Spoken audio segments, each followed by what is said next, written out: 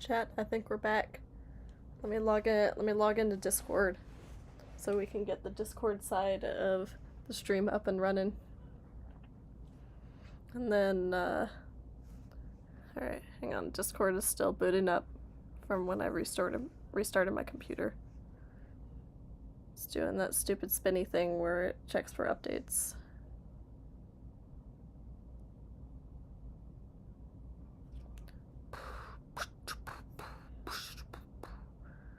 Alright, hey Marvelous, hey Ryan.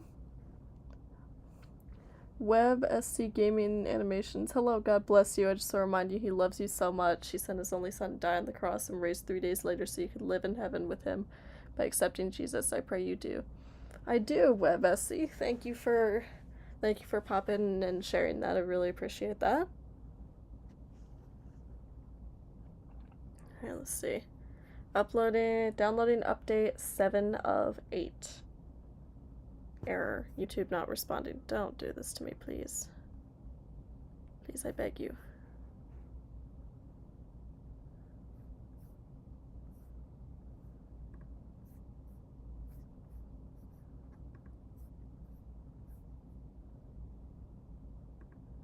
Okay. Hey, Luca, how you doing? Prince, what's up? And you're a woman? Yes, sir. That's like the only reason I have pronouns in my bio is because I wanted to make sure people weren't confused on me being a woman.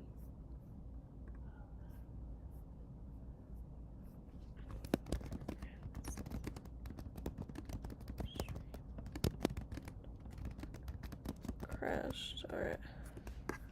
Let's pop over to the Discord. Accident. I told you about this, but he almost killed someone. Alright, I'm back, guys.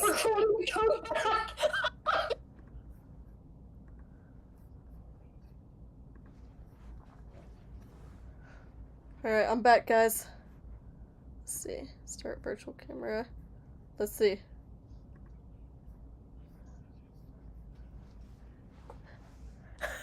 Oh no! Alright, mom's...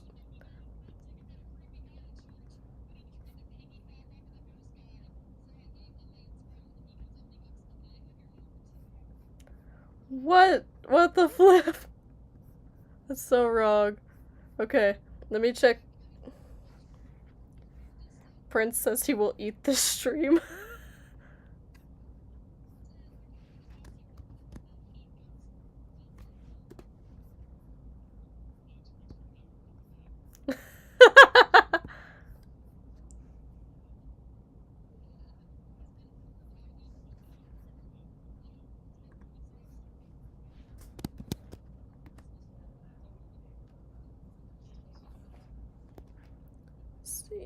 Listen one.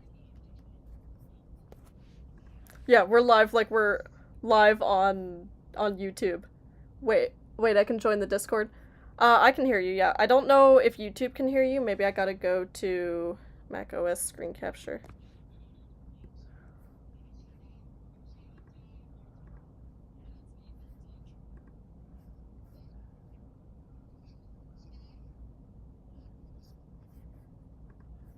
What's that? Oh, good, okay.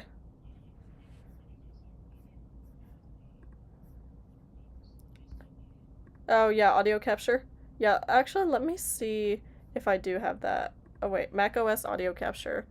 And then, let's... I don't know, maybe it can hear you. Let's see. macOS audio capture, let's see what it captures. Let's have it capture Discord. Alright, let's see. They can probably hear you now. Sorry for talking too much earlier. I can be quiet. It's okay. It's okay. Thank you, Crony. Alright, yes, okay. YouTube can hear all of you guys now. Okay, cool. Say nothing cringe. Yeah, say nothing cringe or it shall remain on the internet forever. Now that I hacked into the stream, I can properly... I'm gonna add this video to my digital footprint playlist because I'm in it, so it's gonna exist everywhere. Thank you, Crony. That's a good playlist to have, honestly. My digital footprint. Cringe. Oh boy. Because like that's how you can get into stuff. Mm-hmm. There you go. I hear Wasp Benita. Alright, I'm gonna go to Mac OS screen capture. Let's see. No. Ah, God bless. Let's see. Let's Can get go into stuff. application capture. Be like, hey, I'm in the stream. Alright. Hi. You guys are on the stream camera. YouTube, say hi to everyone Hi. in my Discord stream. Is here for boot camp. Hello, YouTube. I can't wait to get an A+ on the final exam. Then my mommy can hang it on the fridge. I didn't recognize you at first because your profile was different. I'm like, where's Rosie? Well, Don't. Yeah, tempt no, me. Rosie's gone. Do Well, not I still tempt me. have I still have her on my avatar. I just bought Discord Nitro, so could have my. So that way people don't think I'm a girl. How? Or It's something. Will. Itching my nose now. Alright, Hey, chat. it just got itchy. Alright, are we ready? Are we gonna go So you heard you talking like, wait, you told me this. Are you ready? We're gonna go through an overview of what we're doing today, and then I shall briefly introduce you to my setup before we talk camera settings. Alright, so I will jump back to the logo for this. Alright, so welcome in. Today we are starting the first possible series of the frame-by-frame stop-motion boot camp. And today's lesson will be on the very basics of camera settings and principles of motion.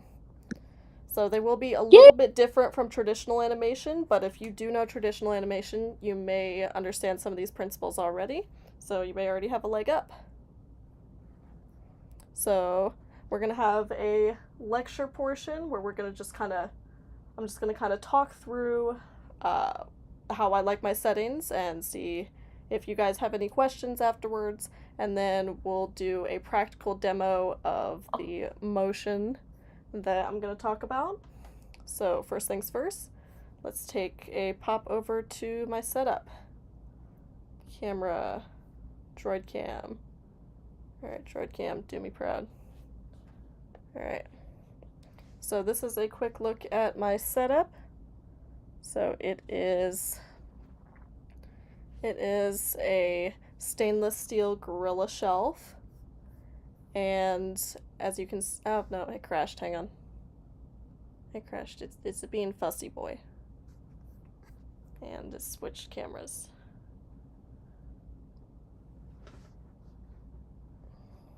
Alright. Zoom that in a little bit. Alright. So it might take a second to go back to its normal imagery, and it crashed again. Okay, so I guess we aren't doing a setup tour in the traditional sense, because Droid Cam is playing with me. Alright, so if that's the case, we're just going to look straight through my phone camera. I'm going to look straight through my phone camera, and that's how the perspective is going to be for most of this. Because if we do it directly through the phone camera, then if you're using Stop Motion Studio Pro like I am, you can follow along beat for beat on this. So I'll go into my camera app, and I'm going to swap laptops so I can keep an eye on the chat. I wonder if it'll let me. I'm gonna lurk on Sierra 228 Productions profile so I can keep up. Let's see, we're gonna go stop motion, so that is screen capture, and then I'm going to screen mirror from my phone to here. And then, come on, screen mirror, work. Alright. So welcome in. We are now in the main hub of Stop Motion Studio Pro.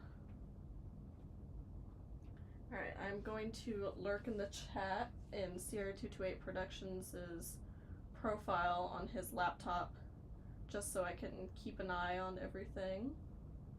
So if you see Sierra 228 Productions on, if you see Sierra 228 Productions on, then that is just the ghost. That is me masquerading. So we can't, okay, so Prince asks, so we can't talk at all. You can talk during Q&A and during the practical, but first we're gonna do a quick lecture, quick introduction, and then we can talk vocally afterwards. But feel free to turn bitch left the Viacom, please. Do not spoil. No spoilers. Alright, check on YouTube chat real quick.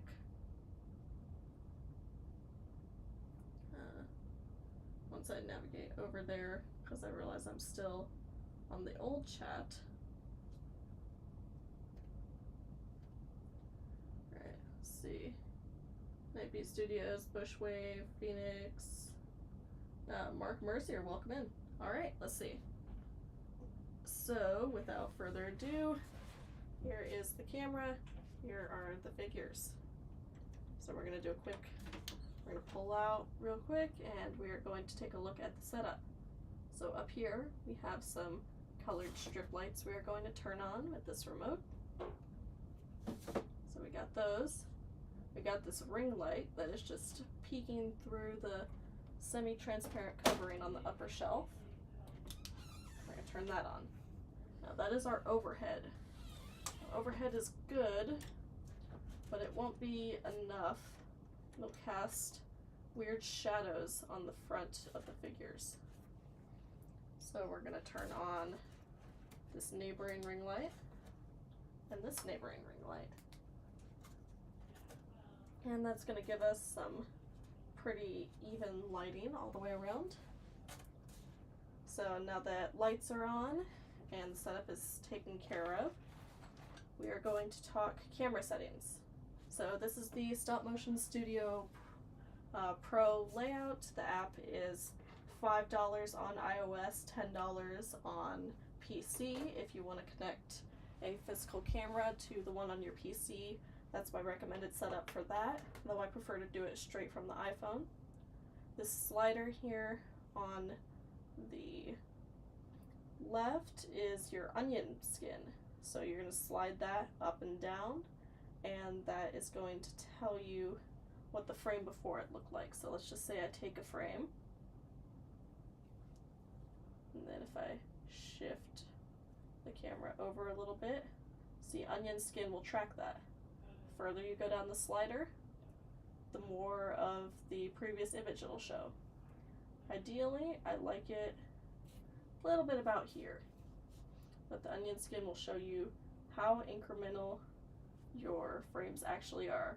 Like you can see, this is a very, very incremental shift in the camera, because there's just the faintest hint of onion peel if you look on Tarn's left side, and then this Decepticon soldier's left side, though it's more noticeable on Tarn, particularly around his hands.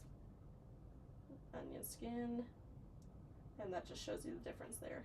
This is the grid feature. You turn it on, you turn it off here. If you tap this little button beneath it, that will allow you to adjust the grid. I like a big grid for most things, but sometimes if I'm trying to be really precise, I can do a really tiny grid. And then that's the layer menu, because you can also add safe areas. So if you want to make sure a character doesn't go in or out of a certain boundary, you can add a safe area. Here's the grid. You can add drawings, so you can mark where your character has been, where you want them to go. Same for the path, which is essentially marking the path you would like the motion to follow. You can add reference images, reference clips. That'll basically be like a thin onion layer over it, frame alignment, etc. Today we're just going to do a grid, and we will do the tiny grid. Alright, and here are the capture settings. We have photo, timer, clip, time-lapse, and multi. The one you're going to use most often is photo. Timer I only use if I'm actively holding the figure and I need the camera to just go, go, go while I move the figure by hand. But today we are going to be focusing on the camera settings first and foremost. That's the first part of lesson 1, is the camera settings. So immediately you have your camera. Remote camera would be if you have another device that has this app downloaded on it and you can use it as a second camera.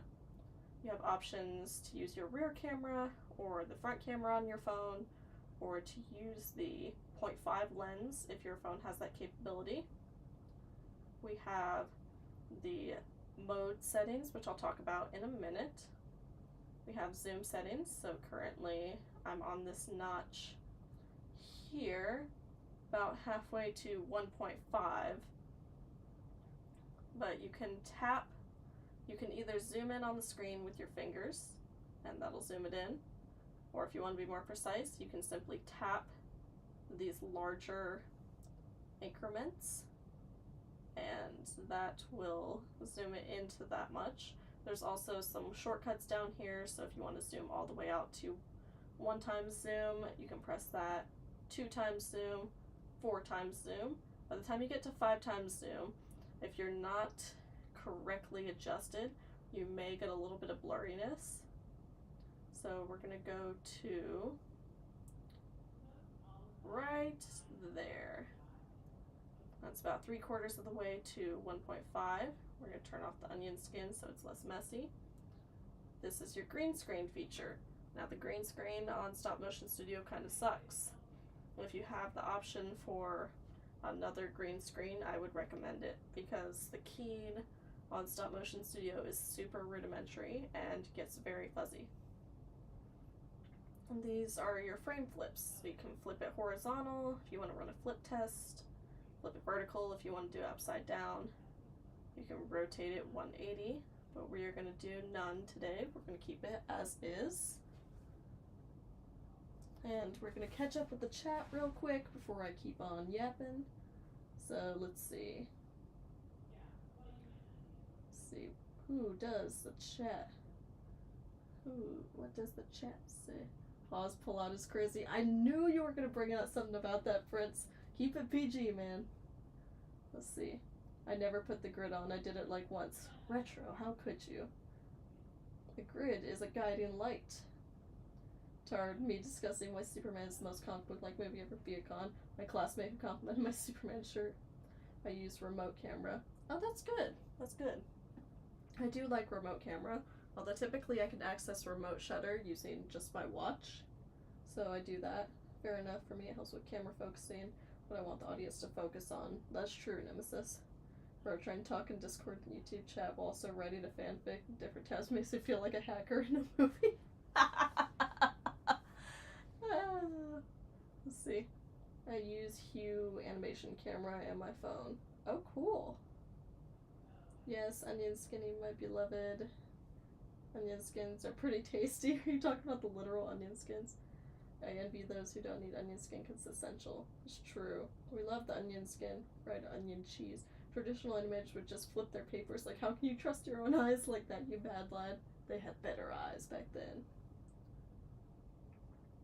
And people who draw in one layer instead of multiple. Do not get me started on that. I could go on a rant about drawing for hours. Put on the onion skin. I'm still giving you animation advice. No, not a flip-looking paper animation. Spuck Convoy, hello! Hey, welcome in, Spuck. I know the basics and I'm decent at examples on YouTube, but knowing and applying are different things. Dear God, I remember when I tried to use Stop Motion Studio's green screen feature. Never again. Don't think I used onion skin for a stop motion I made literally 45 minutes ago. You absolute mad lad. How are you doing this without onion skin? Alright, let's see. So I think I'm caught up on that chat. I'm gonna catch up on YouTube. Okay, YouTube is pretty chill. Alright, YouTube is pretty chill. I'm gonna refresh the page to make sure I'm not missing any YouTube comments. Alright, so pretty chill up in here. Seems like Discord's gonna be the chat to focus on. Legends in here. I think I forgot what onion skin even was. They got sirens on Chimera. Why are we all muted? They got giants and a hydra. I know life and fate are scary, but I wanna be legendary. Not my best singing work, do not judge. Lecture equals mute like Zoom college courses. W singing. Oh, thanks. Ryan has no interrupting the teacher. Yes, I will leave a portion for questions where y'all can jump in and talk, but we are no rude to karate, mommy. Mommy has different connotations on the internet. I'm just gonna say that. And I know you're thinking it too. Please don't.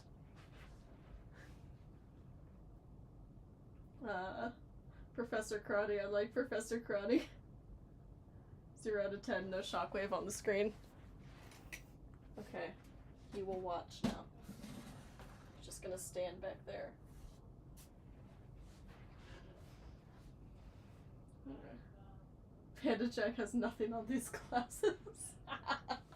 I mean, Panda Jack does do some cool behind the scenes shorts, but you know, that's the benefit of being smallish at the moment, is that I can afford to be this personal, which I do enjoy. Karate be spit now. Nah, keep it, proceed. It's me. Who wants to pay for classes? We like free stuff here. Yes, it's called Bujeti Bucket. Wow, I'm just asking a frightening question, that's all. No, Charlie, I don't think they meant it in like a pile-on way. I think everyone just started typing at the same time. But yeah, so we are going to now go over the most important part of camera settings, which is we don't like auto. Auto is bad. Auto is this one here on the left, and it will continuously adjust all of your settings. It will continuously adjust all of your settings to try and give it what it feels is the perfect lighting and focus settings. We don't like this. Auto does not control us. We are the masters of our own destiny, and we will be in manual. So manual, focus, and exposure. You'll see how on the top bar that opens up a lot more options that you don't have in auto, including AW, that stands for, oh my gosh, what does it stand for? White balance. Don't ask me why AW stands for light balance, but it does. This is focus, very important. And then ISO and shutter speed, which do go hand in hand as far as controlling your lighting goes. So back to manual. We're gonna hammer this home. If you remember anything on the final exam, whenever I decide to have that, if I decide to have that, on the final exam, remember, we don't like auto, we are masters of our own destiny, therefore we pick manual. Manual focus, manual exposure. Phoenix Fire, there's a test. There might be. Nightbeat keeps saying he wants there to be a final exam, so yeah, maybe I'll make y'all take a final exam after I get enough of these episodes done. That's not fair, I just joined. Don't worry, Charlie, I'm streaming this on YouTube as well, so you can go back and you can watch what you missed later. I'll ace the test, so another Kahoot. Yes, if I did an exam, it would be on a Kahoot. Never said I want an exam, I just said I want to do good on it so my mommy can put it on the fridge. That requires there to be an exam, Nightbeat. Alright. So we are first going to go to white balance. So, see this one called auto over here? It is not our friend. We do not like auto. We like all of these settings to the right of locked. Incandescent to overcast, to cloudy, my bad. Cloudy was hiding over there. Incandescent will be your coolest lighting tone. Then it will gradually get warmer until you're all the way over in hell, which is cloudy. Basically, this in a camera setting is to adjust for the lack of warmth when you're taking a photo and it's cloudy. But seeing as there's no clouds in this perfectly lit studio, we're gonna go with sunrise setting. That's gonna give us the most neutral white, slightly warm because I'm not a fan of truly cold white. It makes it feel like kind of sterile and impersonal. So we're just gonna go slightly warm. If you're using blue lights of any kind, see, I'm gonna go ahead and change this to blue. Alright, so I changed it to blue. You're gonna see a little bit of a blue tinge. And I will also change the upper ring light to purple. So see, now you're getting a little bit of a weird tinge. If you switch back to incandescent, the blue becomes too powerful. So if you're ever using a cool toned light, like a blue or a purple, you gotta go warmer to balance it out. But we're gonna swap back to our nice warm whites. And we're gonna go with a sunrise setting. And then you're gonna go ahead and click locked. And that is gonna keep your setting the way it is for the rest of the time that you are in this app session. Let's see. Let me double check the chat real quick. Do your homework, everyone. Take notes. Me and my fat mouth. Dang, I'm getting eaten by this. There's homework. Y'all know I try to do that. Do you need these settings if you have color changing ring lights? Yes, because otherwise your settings will not be consistent and you won't be able to balance the harshness of the lights. Because lights can do about half the job. It takes a combination of the lights and your settings to get a balance. I do homework for Chronic because I can tell you I feel way more accomplished working for her than an actual school system. Plus, I'm not charging you thousands of dollars and or taking your tax money and forcing you to come like other schools do. So, homework is making these stop motions using these techniques. I mean, I will consider, if you're doing out November, I will consider that an A+ for homework. Exactly, Doug. Pause again on the comp. Don't you dare, Prince. I'm not sorry. No, man. Being expired. Time to start scripting. Alright, so now that we have our white balance locked, before we go over to focus, we're actually going to go to ISO. So this is how much exposure you get. See, as you go further up the ISO, you're really blinding out the screen until these guys are miraculously in heaven, which would never happen. Tarn especially would not go to heaven unless he was the sinner that repented on the cross next to Jesus, but he is not. So we're gonna bring that ISO back down. Typically that would be better in a low light situation. If I were to turn off all of these lights, but keep in mind my room lights are still on. If I were to turn off all these lights, I could bump up the ISO and that would help. But don't ever bump up your ISO too much because it starts to wash out all of the lovely colors on these figures, and if you were to turn your lights all back on, you would be blinded. So typically I like mine between, let's see, probably between 1000 and 640. But for this one, typically I do lower light levels. So for this one, since it's a particularly bright light level, we're going to go with 500. Now shutter speed and ISO typically go hand in hand. 828, welcome in. Hola. I had to steal your computer here to monitor the chat. Cool. If you want to, I don't know if it'll let you join in from two places, if you want to join in on your profile on here. No, I'm just popping in. I'm probably not going to stay very long. Alright, cool. So shutter speed will go hand in hand with ISO. So shutter speed basically controls the opening and closing of the shutter, how fast it takes a picture. As you go up in this fraction, you'll see it is blinding out these figures until there's nothing left. Honestly, I would not go above 50.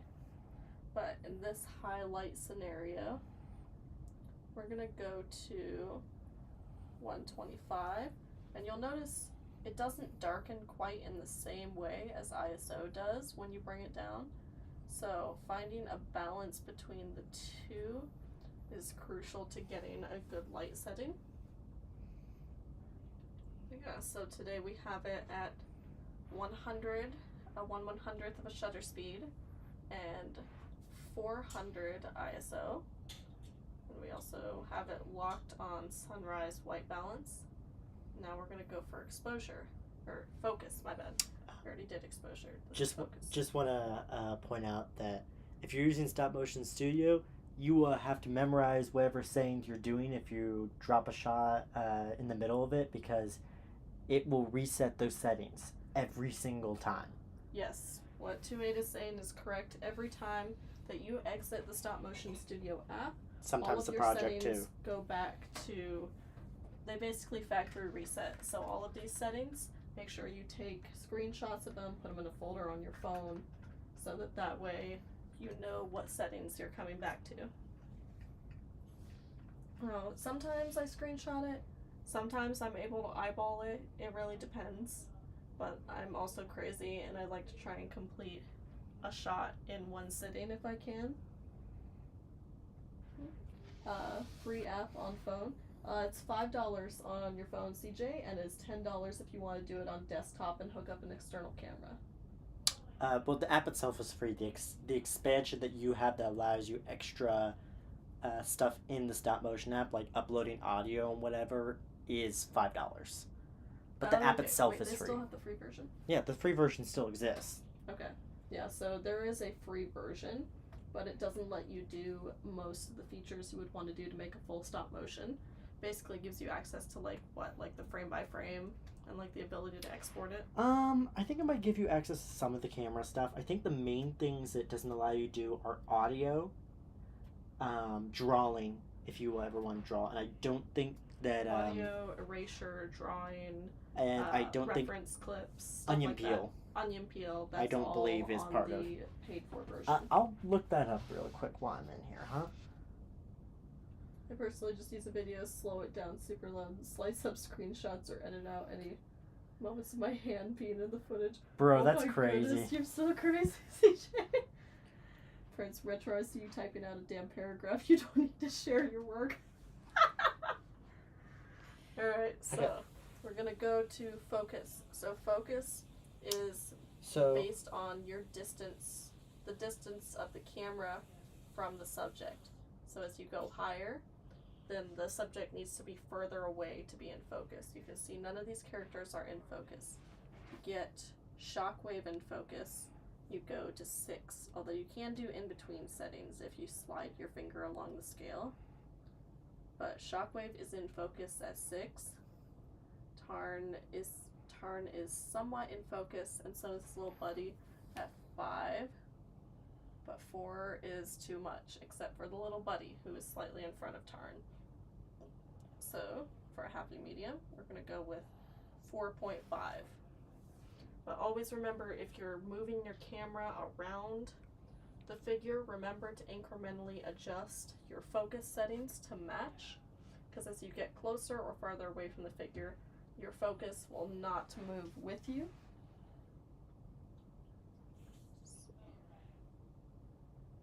Retro. Also, lowering your exposure ISO for darker settings will keep your image quality setting. In some cases, lowering can balance the lighting. True, Retro. Depending on your theme within the scene's context, warm cold balances can vary.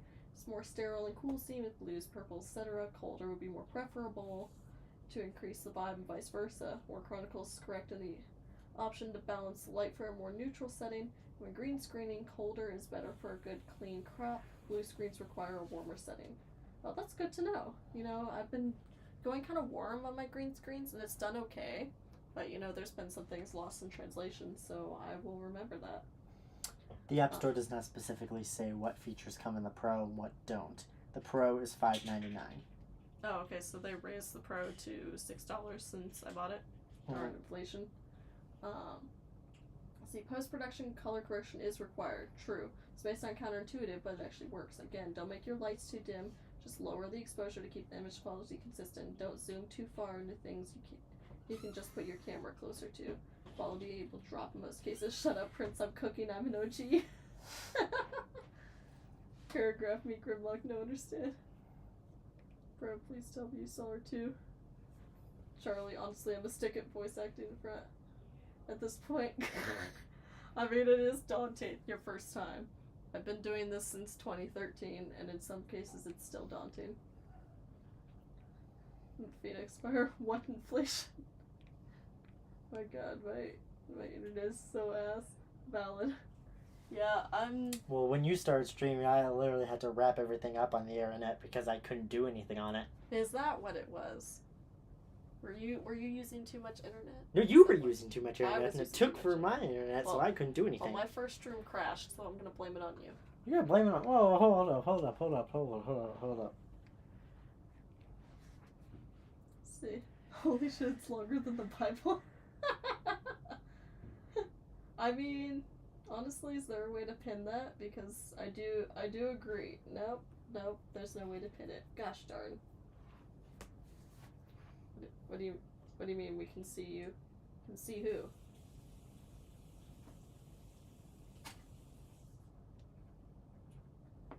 Saul Sierra, you think?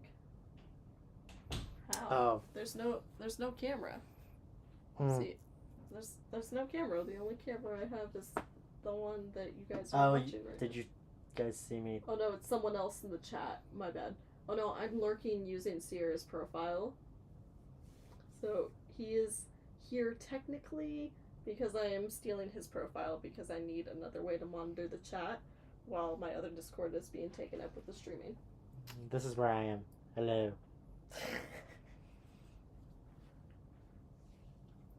But yeah, so now we have all of our settings down.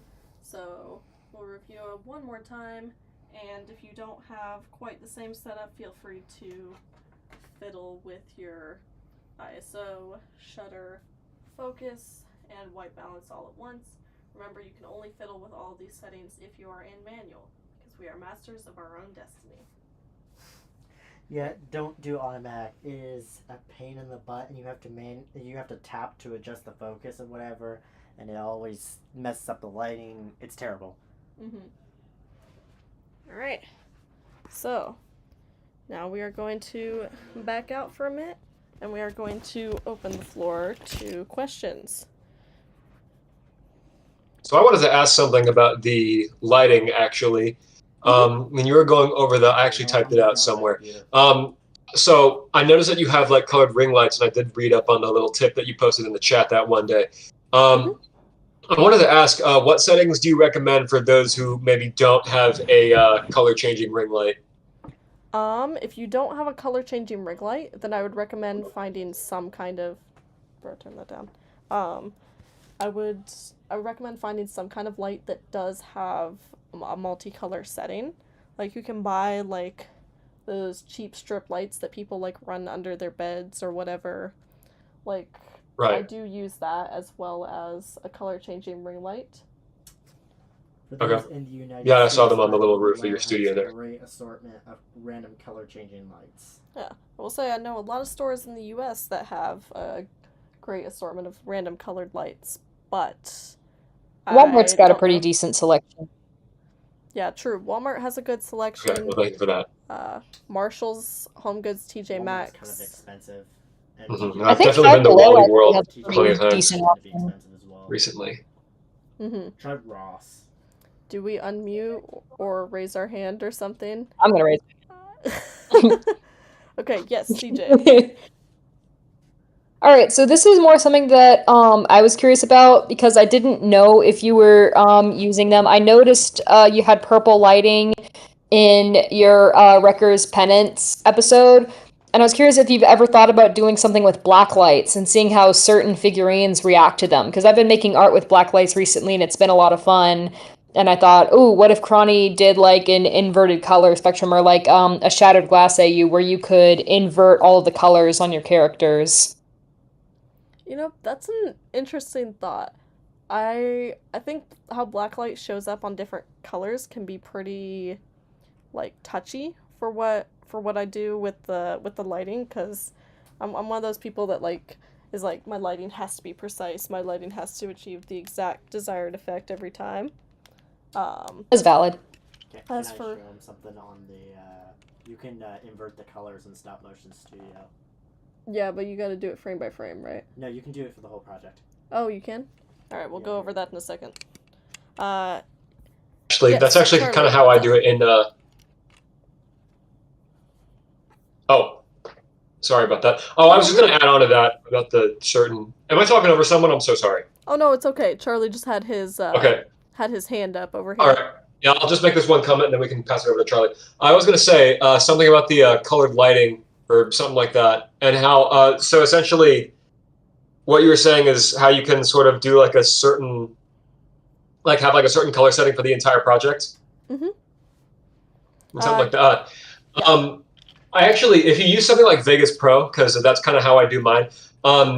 Vegas Pro especially has like a color corrector, I think it is, so that way you can kind of like put like different colored tints, which is kind of for me at least that makes up for the fact that I don't have a colored ring light and stuff. So you have like other like video editing software that you can use other than what do you call them, Stop Motion Pro. Mm-hmm. That also works, I've noticed. But anyways, that's my one comment. Oh, cool. Okay. Well, thanks for that. All right, Charlie, you are next on the hand raising list. I actually just wanted to say that, like, if you ever decide to do like a shattered glass, like, video with Wheeljack, if you have that figure, like, I think that like kind of a cool like light, like tone would probably be like a black light. Honestly, it just kind of seems like it would be his type of mood lighting for his creativity. Yeah. Because I think in that universe, he's not really a inventor. He's more of a weapons specialist. Yeah. Yeah, no, because I really liked him. I think he changed his name to Slicer in Crosshair Slicer. Productions Yeah. thing. Yeah. I don't know if I would ever do a Shattered Glass AU, just because like multiverse in my opinion always gives me like the writing cop out thing for me.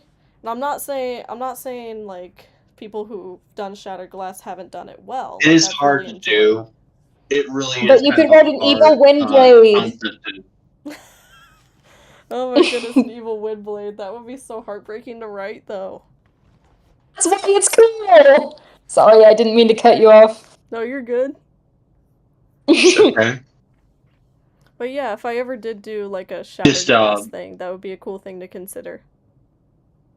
Yeah, the whole concept of like a evil multiverse, universe, like within the multiverse is kind of a hard thing to do correctly, and I would really say only few have actually ever done it correctly. Like, I would say that like Fringe did a pretty good job at that for the most part, but kind of fumbled the ball at the end. Yeah. Wait, you said Fringe? Yeah, Who is that? Fringe. Oh, It's the name of a Fringe. show. Oh, okay. Yeah. Yeah, it's I don't know. I don't know how old you guys are, but it's like from when I was like 12. Oh, dang. So maybe when we were like... And you know how old I am, so... I might not have existed. I might not have spawned yet. Like, we were still in the spawn room, hadn't joined the game yet. We are almost bankrupt of time. My game's not even loading. My PC's off.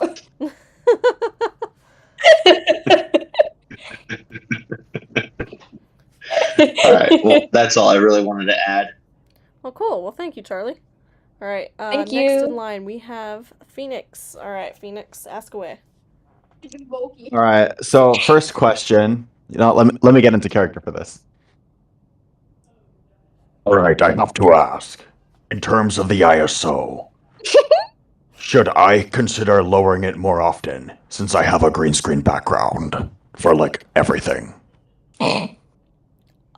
I would say only lower it as much as you can that you get the green color, because that's the thing about ISO is that it's exposure, so it will wash out colors. So you just want to make sure that it's low enough that you get the full color of the green screen without making it whiter, but you do want to have the lighting settings be clear enough that the chroma key can easily discern between what's green screen and what's a character. And then my second question, It in terms sounds of like you- stop motion. Why? was just expecting that good of a voice. I That's a good know! voice, yeah. It's incredible! Oh. Thank Back you. it up, back it in. Let me begin. That's all I could do. Okay, and then yeah, my second question was because right now I only have white background as well. In terms of because you said about onion skin layering, Mhm. if I'm choosing not to use that, is there any specific technique I should use instead of onion skinning in case I can't utilize it right now? What would be a good replacement, or do I just wing it? Honestly, I've kind of always used an onion skin. Then again, I've always kind of used Stop Motion Studio Pro. I don't know if you have the ability to, like, if you have the ability to, like, draw on your screen with whatever application you use in some way. Like, you kind of draw, like, an animation path with, like, basically a line with, like, little dots that kind of track the increments. That's how, like, traditional animation is sometimes mapped in a path. Stop Motion Studio also does have that. Okay. But yeah, if you can, like, draw on your screen at all, the second best thing would be to map out an animation path. And that way you can kind of figure out where the major beats of your motion are going to be. So if you don't have onion skin, you can kind of track how incremental your motion is. Because the thing about onion skin is it's supposed to give you the best possible frame of reference of what it looked like to your previous frame. The less contrast there is between your first frame and your second frame, the smoother of a motion you'll have. All right. Thank you. I'm probably gonna have to brush up on my animating skills then. I can mean, talk that's like why we're Optimus here, right? Prime, but I have to That's why we're animate here. We're starting properly. at the beginning for a boot camp on stop motion. Everyone here can brush up or Yes. learn anew. I mean, I just submitted a stop motion to be studied, so Ooh. Yay! we'll see. Okay. Yeah, I'll have to take a look at that. It's somewhere in. I can just copy the link and get it again. Here we go. Ignore the siblings yelling in the background if my mic is I picking was them up. wondering, because I heard that and I was like, children. Yeah. You activated my babysitting I got sensors. siblings, I definitely understand that. Yes. All right, but yeah, that's all my questions for the moment. Thank you. Alright, cool. Thank you. So cool. It's a good voice. I did not know it was like that. Let me look at my raised hand list. Next we have Retro. What's your question, my dude? Hello. I can't do much voices at the moment, but I don't know if I really have questions for the most part. I had things that I wanted to advise the people who are starting out for the most part. Oh, yeah, absolutely. Go for it. Yeah. It might come back as a question to you, but I'll see. But for the most part, if you are starting out, don't worry about smoothness and all that crap, because that comes with time and practice and experience. You can't start out thinking that it's going to be super smooth. If you bump the frame rate up to 30, that's not going to work. I promise you it's not. It doesn't. And I think I covered most of what I had to say already in my message. Stands as well. You need to know the weight of your figure. Don't think a later class figure is going to fit on a clear plastic stand. That's not going to work. It's going to fall over. No, it will not. Don't make me bring that up again. You're going to have to go through a lot of them. May or may not try to use a clear plastic stand for 86 Grimlock. Yeah, I already went through almost. No, not almost. I went through all of my clear plastic stands already. They're done. Oh, man. Too much for a plastic stand. I tried.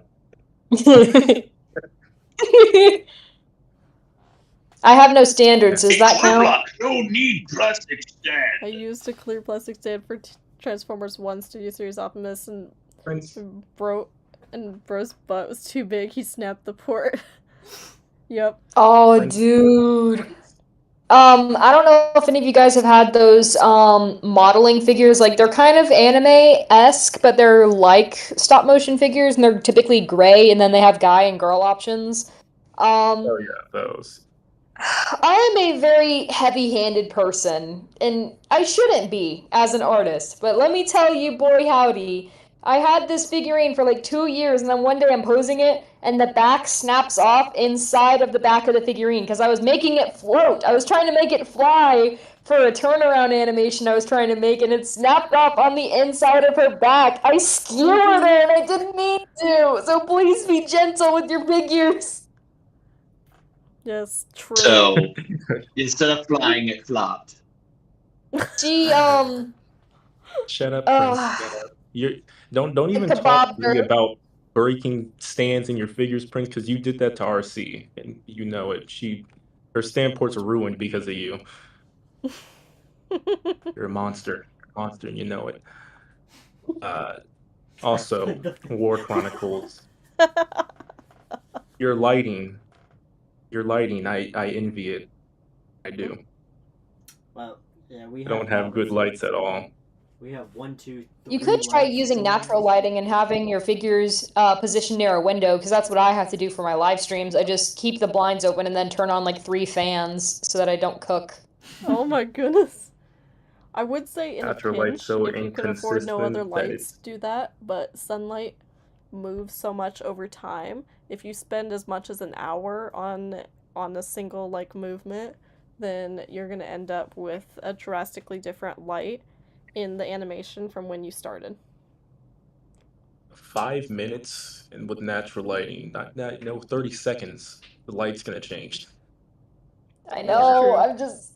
Hard. Or like the It's what I cloud's gonna have. come and cover the sun, and then it's gonna come back out again like 5 minutes later. I would just say, in terms of lighting, consistent lighting is the first thing you always want to focus on if you want your stop motion to start looking smooth. Because your movement will look a lot less choppy if the background appears to be very, very still. That's true. Yeah, That's true. yeah. A lot And of as what the lazy people think, eyebrow said, yeah, a lot of what people think is choppiness is actually the lighting differences between frames. So it's giving you kind of a flashing effect, which your brain is translating to choppiness. And also, not all lights are built equally. Some will kind of flicker in between shots and make it very inconsistent. The more lights, the better. Even if you have to turn a bunch of them really far down or really far up, having a bunch of different light sources makes up for the other lights' errors. True. I personally have 3, 2 desktop lamps, and then one of those like little phone standees where it has a clip and a light, and it helps a lot with making things better even when I have to work late at night. Yeah, War Chronicles. But I understand if this is like a low budget. Yeah. and as the lazy eyebrow says, buy a tripod. Do it. True. I have a tripod, yeah. and then I have a custom You can- Lego tripod. All right, And also Charlie make sure says- that all your Charlie says tripods good aren't night, he's broken gotta like mine leave. are. Night, Charlie. My tripod's Tripods and no life. I built one out of Yay, it's done. Legos just so I didn't. I built one out of Legos just so I Yeah, can it's get the like doing camera this to on YouTube. roll with my figures when they're in car That's a mode. really good idea. But it's broken, so I gotta rebuild it. No. Just read it quietly. Just like send pictures of some of your like Lego tripods and stuff, because that's like one of my well, and I'm going to ask about the other thing later, but one of my biggest weaknesses is like consistently getting shots of like the bots in car mode, driving, and they're like chatting with one another as they're driving and stuff. Because I need to have the camera and make like the certain shots. That's usually like where I use the onion skin the most. Yeah, that's fair. That's most of what I had to say. I'm gonna push out one voice, actually 2, because I just like doing the other one so much. But one because the Starscream and Megatron thing just came out, Oh, nice. and the other because you know how much I like Shockwave. That's fair. Yes. Okay, bye everyone. Oh my gosh. And that is why he's the War Chronicles universe Starscream. Oh Holy You crap! have a very, Never stop very scream. fabulous I don't know if you can take. Most I don't know if you can take impressive. this as a compliment or not, but I will give it to you as a compliment. You're very good at voice acting Starscream getting his ass beat. I gotta agree, you are. Those were very genuine, painful sounding. Like, that was just a fantastic video overall, but you guys were amazing. To you two together, great team. Those were very hard to push out. By the way, Phoenix, I did that once. What you said in the chat.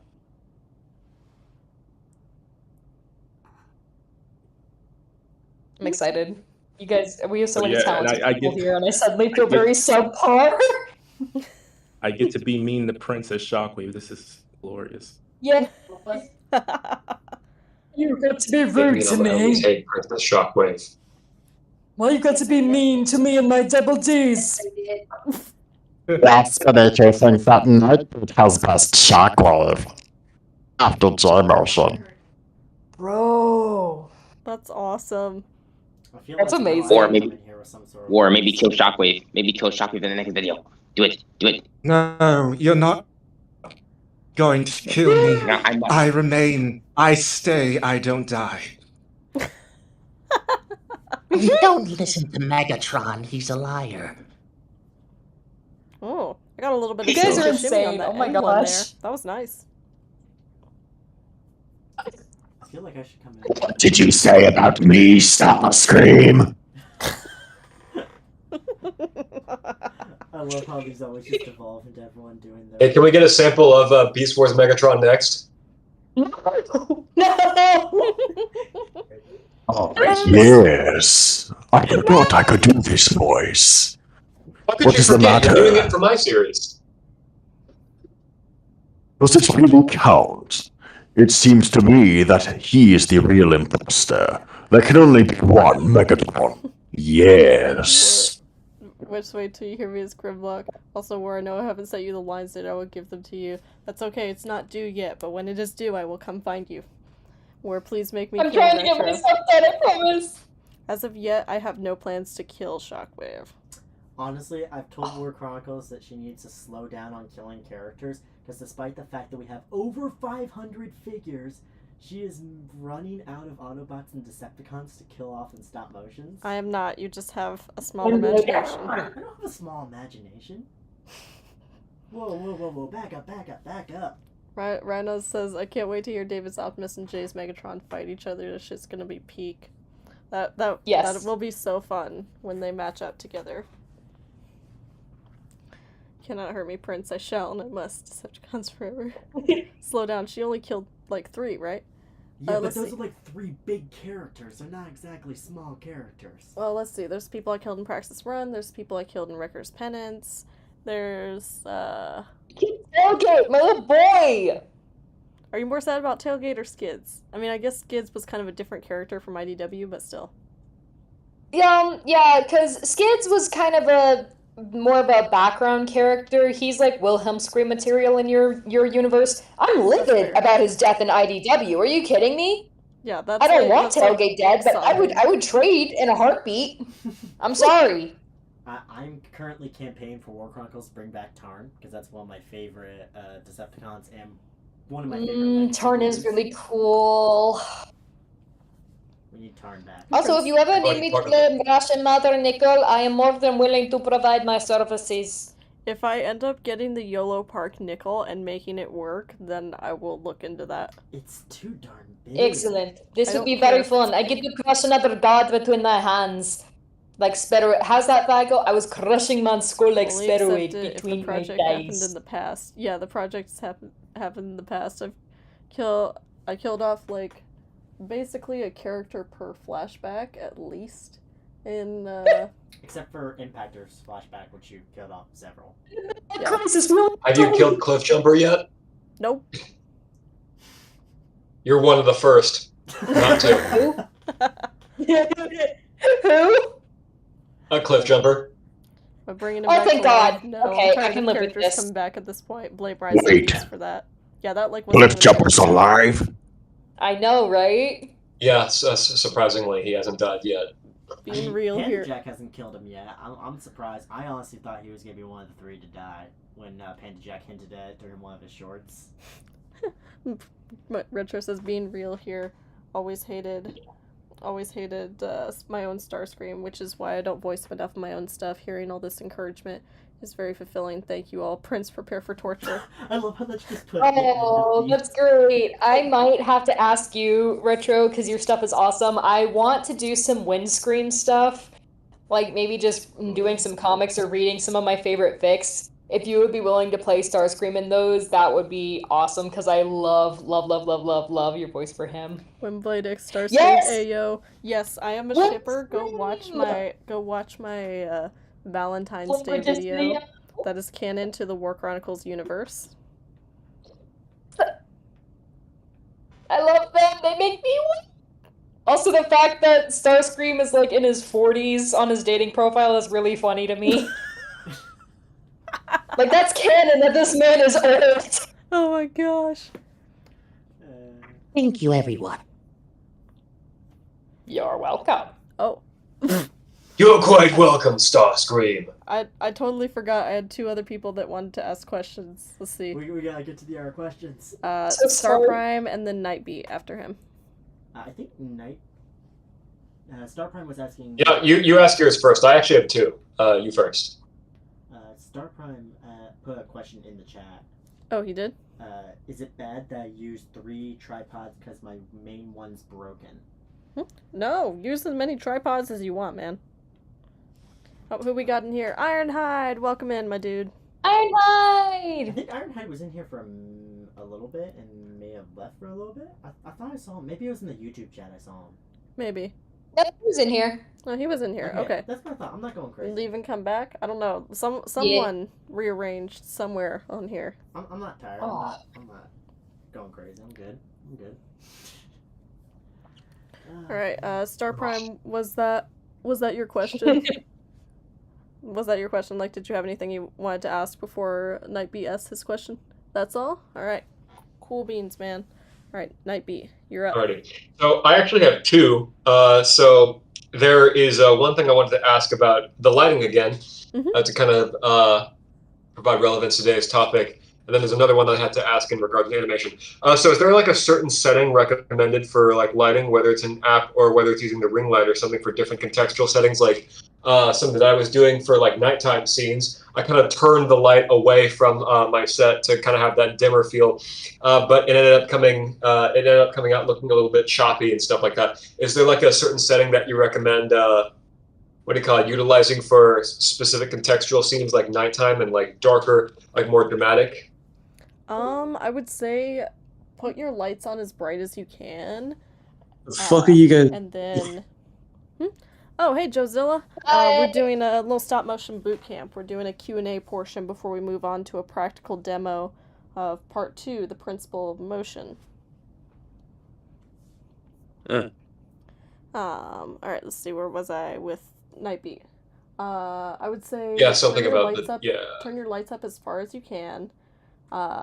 Dial back your ISO and your shutter speed, and then I would say if you want to diffuse the light a little bit, like you want it to kind of spread out and not be so focused, if you have like wax paper like from the kitchen like in your house, if you keep that around, just like take some wax paper and just like wrap it over the light to kind of diffuse it, and that'll get you kind of like that soft look to it without turning down the light, because some cheaper lights, if you turn them down in trying to maintain that dimness, they flicker in your stop motion.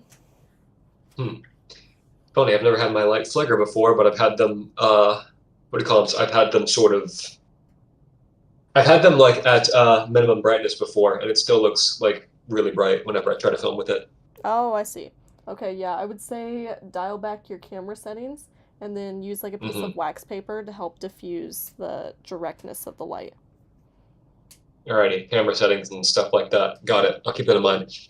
And then I also wanted to ask about, I might have asked something similar before, I think regarding like animating flight and stuff like that.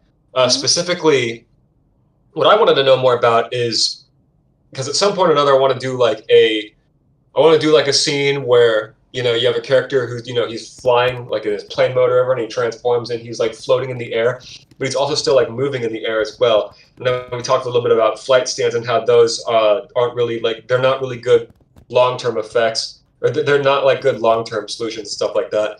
I'll just post I'll post a little clip that I did of a flight animation that I did once, just so you kind of get a feel for what you're talking about. What do you call it? So the stuff in the clip that I just posted, Thundercracker and Skywarp, they're kind of flying, but it's just one static image, just floating along like a background. Right. Hey, that's I just like wanted that Halo tower. I actually used that same tower for Shockwave's lab. I used it as a PNG against the sky background for Shockwave's lab. Don't mean to nerd out Halo-wise. That would be a Forerunner structure. Okay, nice. Yeah, but anyways, I was curious about I was curious about what to do, for flight sequences like this, so that way it's not just like one sort of static image just moving along with the background. Mm-hmm. I think this is one of the worst flight scenes I've ever animated, to be honest with you. It's not too shabby for what you're working with. I would say for like the one where they're flying side by side, you can get that effect with stands, and then just edit the stands out. What you just need is a long stand, like one of those like really long metal stands.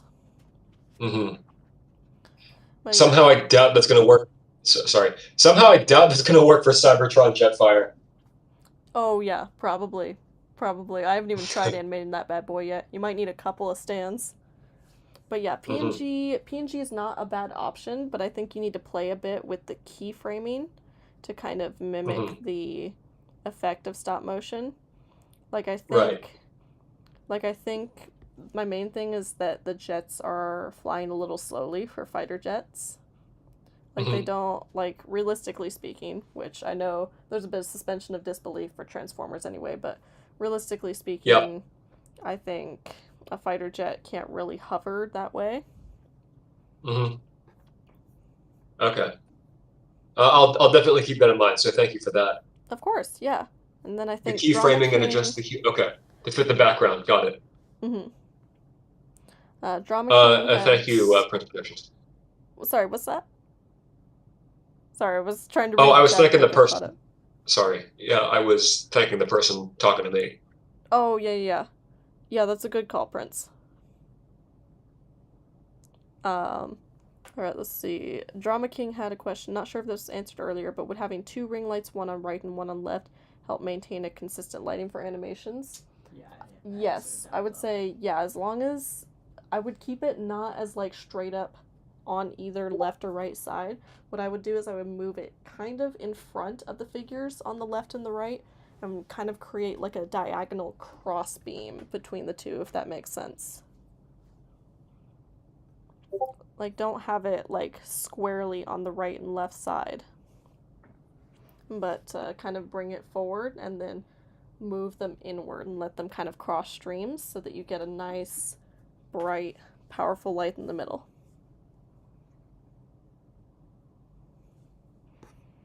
Let's see.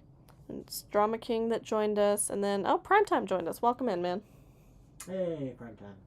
You can kind of tell how unbalanced the lighting is. Yeah, Phoenix, let's take a look at yours real quick before we move into the animation practical for the second part of the lesson.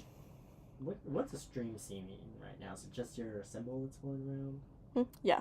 Okay. Don't touch OBS. No, I'm not. Yeah. Yeah, I would say your biggest thing is the lighting. The lighting needs a bit more consistency, and then I think it looks like there's either some times that you bumped your camera or moved it too quickly in trying to make the camera movement work. So what I would say is be more consistent with the motion of your camera if it was intentional. And if it wasn't intentional, I would work on stabilizing your tripod. I literally made this 2 hours ago, so it's definitely rushed. LMAO. Yeah. Hue cameras are on that stock thing. Yeah. I'll just make sure that your camera is stable, and the lighting, it looks like you may be using natural lighting, So I would recommend maybe getting some lamps or ring lights of some kind. The video I uploaded earlier is when I was messing with camera stuff. If you could take a look at that, that would be great. Yeah, Star Prime, would you mind putting that in the chat one more time for me? I think it might have gotten a little buried.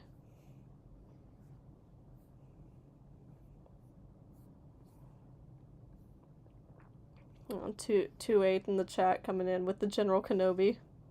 Can't resist. General Kenobi.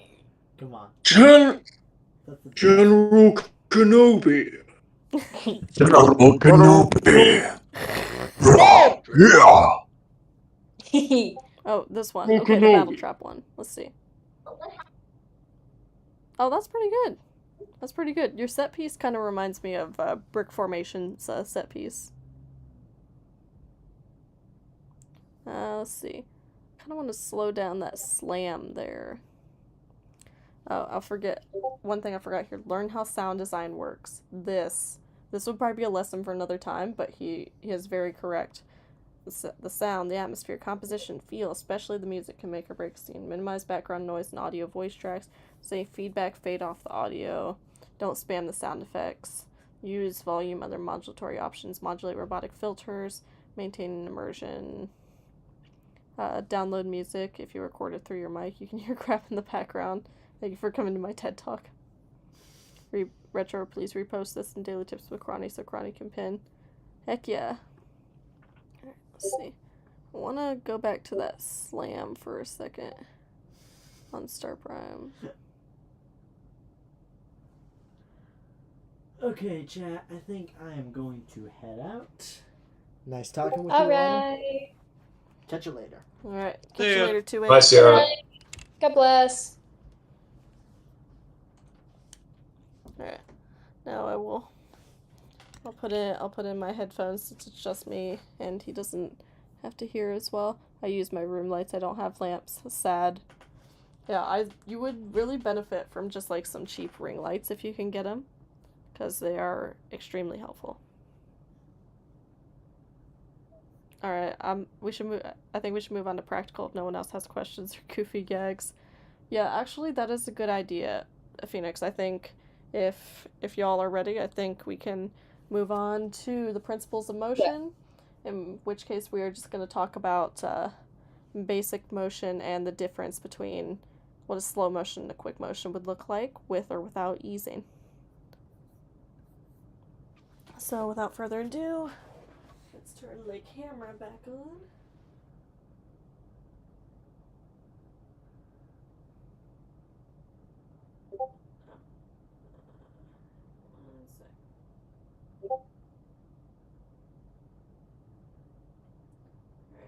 Turn the camera back on.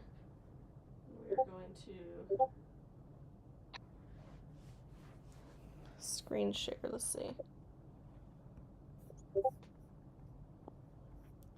Stop motion. So screen share.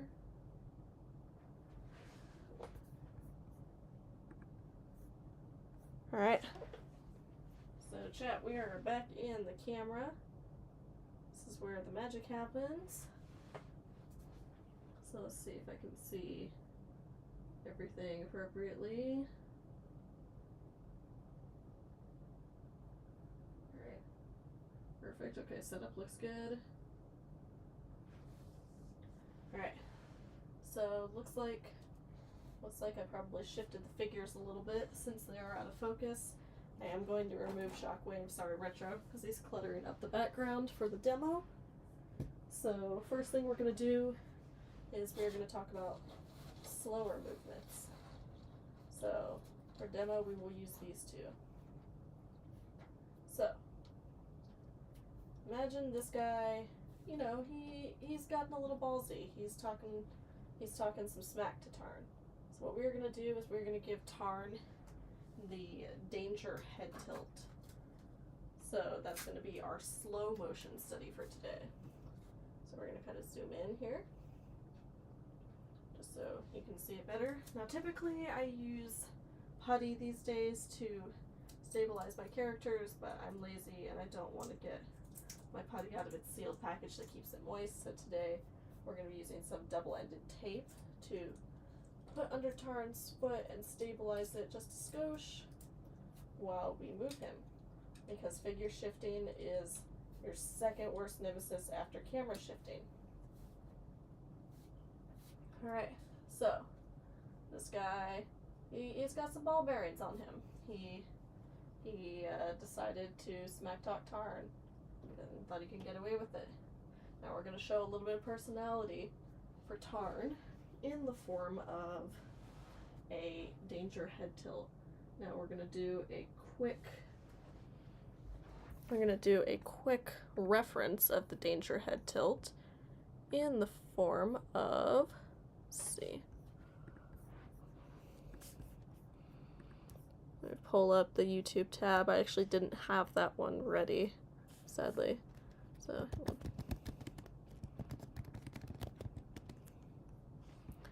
alright, so let me go to my screen capture. Go to Google. Alright, so we're gonna play Scarlet Witch head tilt. Yeah, the enhanced. Deep sea fishing. I want the big one. I just did. Do you know how it felt? Let's do the one from WandaVision, like that one. Just a very imperceptible head tilt to show the shift in mood. So now if we go back to the stop motion camera,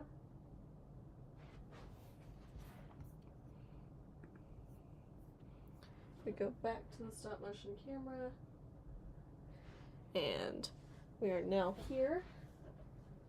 We can do the danger head tilt. Too bad Tarn doesn't have tiltable finials, or you'd be going kitty cat airplane mode. Optimus does though, and I do have a lot of fun animating Optimus's finials.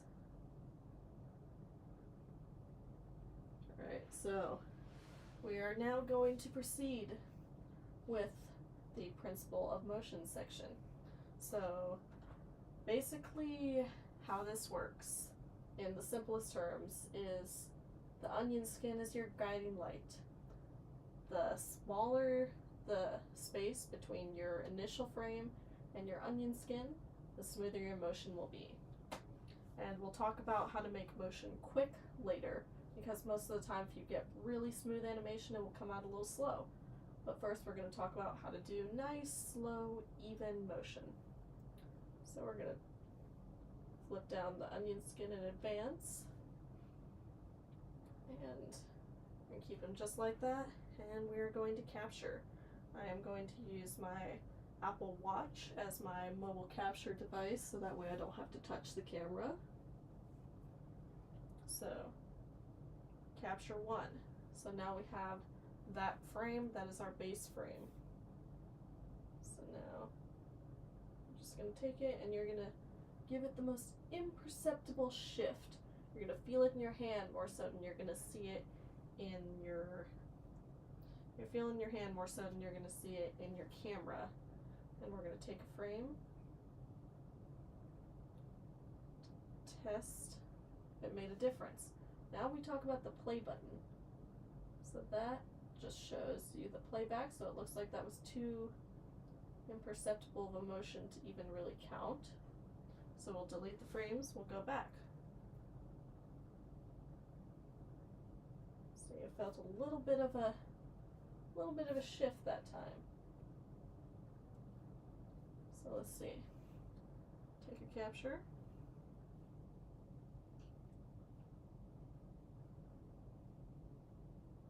And you can see it's just a very slight tilt when you go on the playback. Make sure to refer back to your playback pretty often in your time on the camera, as it will help you get a sense if your animation is going well and if you should quit while you're ahead or delete a few frames and redo them. So see, that was another frame that was barely perceptible to the onion skin. Because we're doing really slow motions like that, you want to be able to just barely tell. Sometimes you might not even see the edge of the onion screen, but the part that moved will just be a skosh blurry. But you can see in the playback, it's moving. Barely so, but it is moving, and as you add more frames, it will move further, obviously.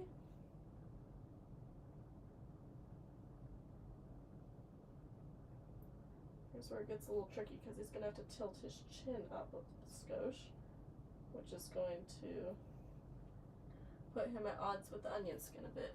So see, now you can see just the faintest edge. If you look, a good reference is the tip of Tarn's horns, because they're so thin. And look at the tip of Tarn's horns, you're going to see just a little bit of an extra image there where the onion skin is. Take a capture, and see, that time you did see a difference between the frames once you took the capture. Because due to the way the head works, we had to make a little bit of a bigger jump in motion.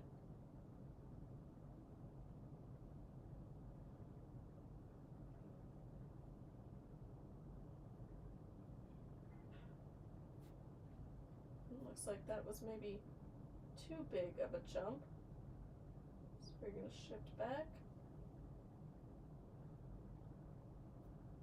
And see, you can see it again. You can just barely see the edge on the edges of his horns. There's a disparity. There's a little blurriness there. And that's what we want. That tells us that he has moved.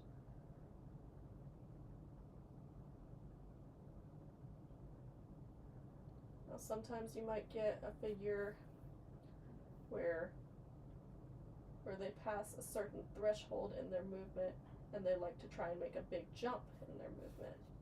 And that is the point where you're going to have to just fiddle a little bit within that range of motion to find out what the figure is comfortable doing. It looks like maybe that one just didn't move enough. So I backpedaled a little too much there.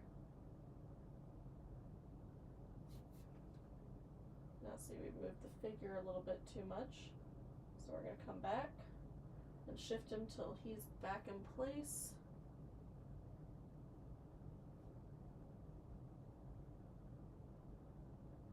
And see, that playback's looking pretty good. It's looking smooth.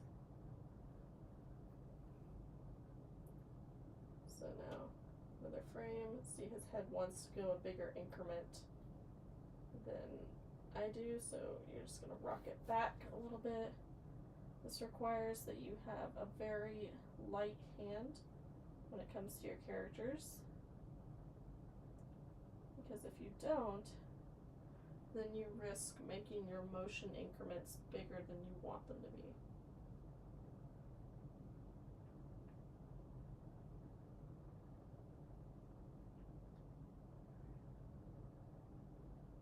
A little bit there, and make sure not to turn his head, because his head wants to turn when I tilt it. But you want his head to move in one direction only, unless you've established both directions from the beginning. You want his head moving simply tilted to one side. You don't want his jaw to move upward. You don't want his head to turn. You just want that singular direction. For whatever reason, my Siri keeps deciding to activate on my watch while I take captures. Must be something I'm saying, but I can't tell what. Primetime. I've never used onion skin. Don't beat me. How? How? Frickin' how? Like, I don't understand it. I'm gonna continue to be floored by that while I rely heavily on my onion skin to do what the master can do without.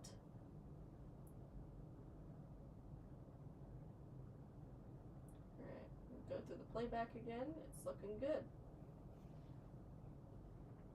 Prince, I don't use it either. My gosh, you guys are crazy. Retro, you will. See, Retro uses it. He is a sane person.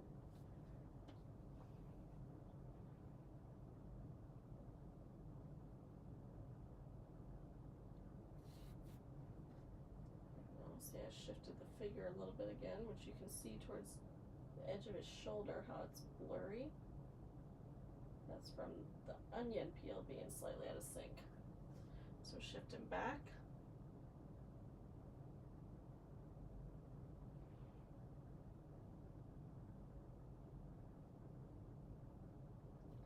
And it looks like his range of motion has about come to an end on his head tilt. So that is where.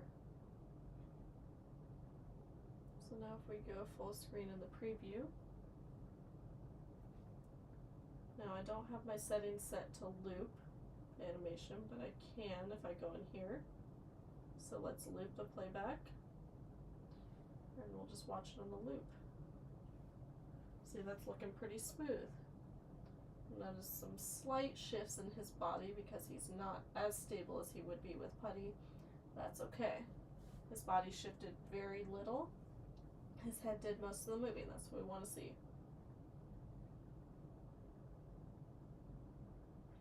Now, it's not required that you only move one portion of the figure at a time, but for the purposes of this demo, it is easier to focus on that. So, now, this guy insulted him. This guy has tilted his head. Now, this is a danger sign if done right. Typically, a slow head tilt in that way is like a kind of, what the flip did you just say to me? Like, if you've ever had a parent who does that, then like that, did you just use that tone on me, boy, type of way, then you know exactly what I'm talking about. I'd get rid of those few jittery frames and add a little weight to it as if this were real. Yeah, there's a couple of jittery frames, I know what you're talking about. Like where his head tilts down.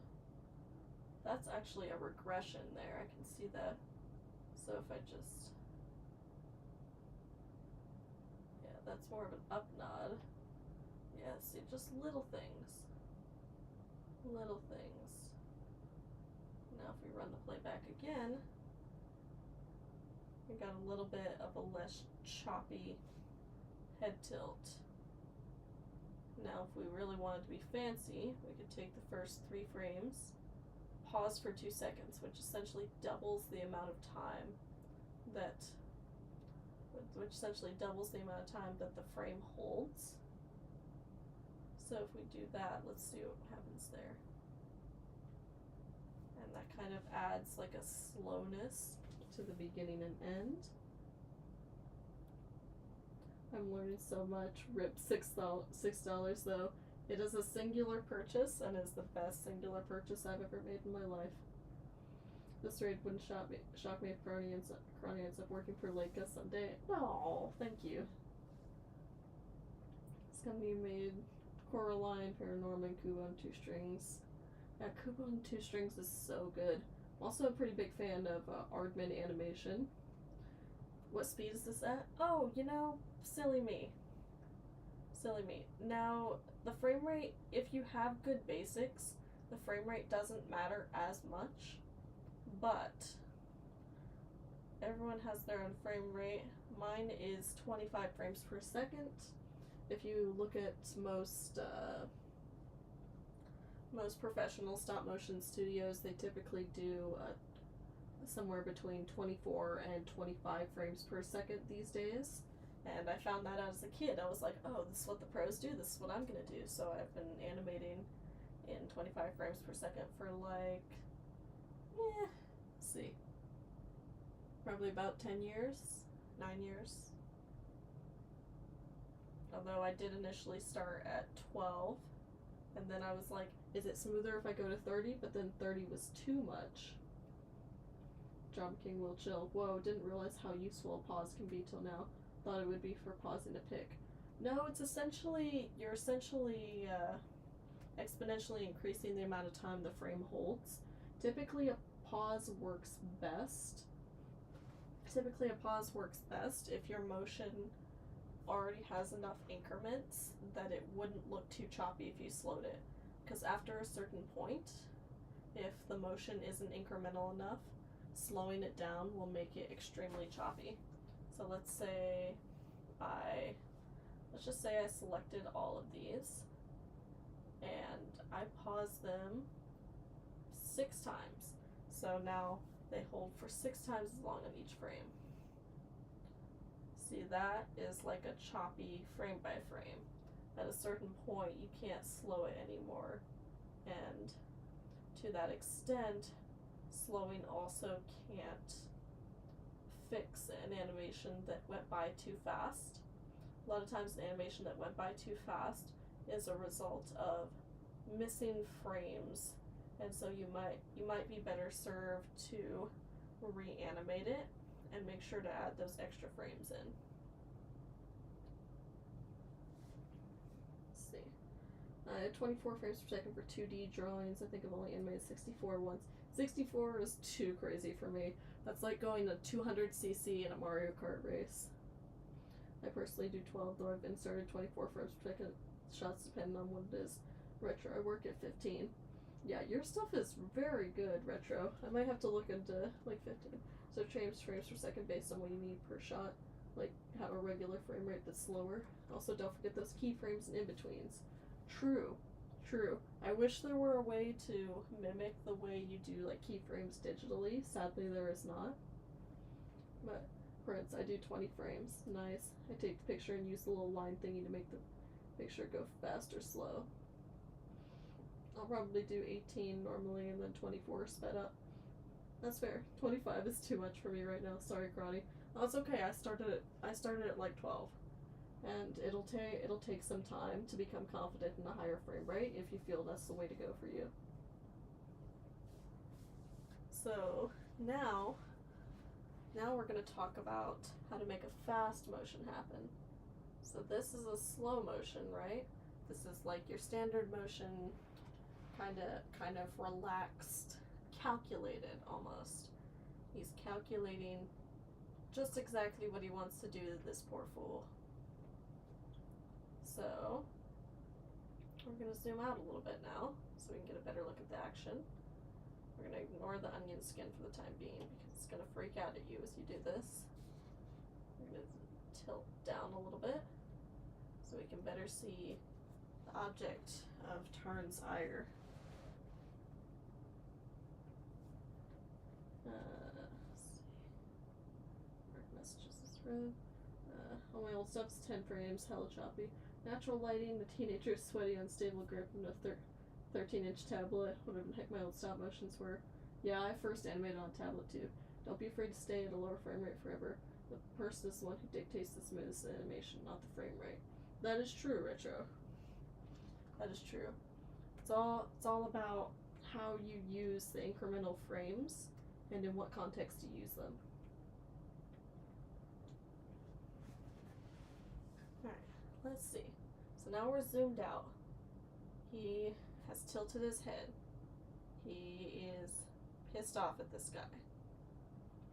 So now we've zoomed out a little bit. And now we're going to animate a nice open hand slap. We're gonna do it with his right hand coming down on little guy's face here. So what we'll do is we'll go ahead and we will look at this reference from the good old YouTube video. Hey, what the hell is your Larry! Take him away from me. Noah, give it back. No. Noah, give it back. No! I said give it back now. Noah! So see, in that one it changes the shot from initial reaction to impact. But we're just Larry, gonna what keep the it hell as is one your shot. Larry, you can't just. A lot of times in live action, they'll cut the shots to help the stuntman so that he doesn't have to actually slap him, obviously. Bro, even worth a punch, all he gets is a slap. True. One could say absolute cinema. But yeah, that's the kind of slap we want. Just a nice, sharp, like, boy, know your place type slap.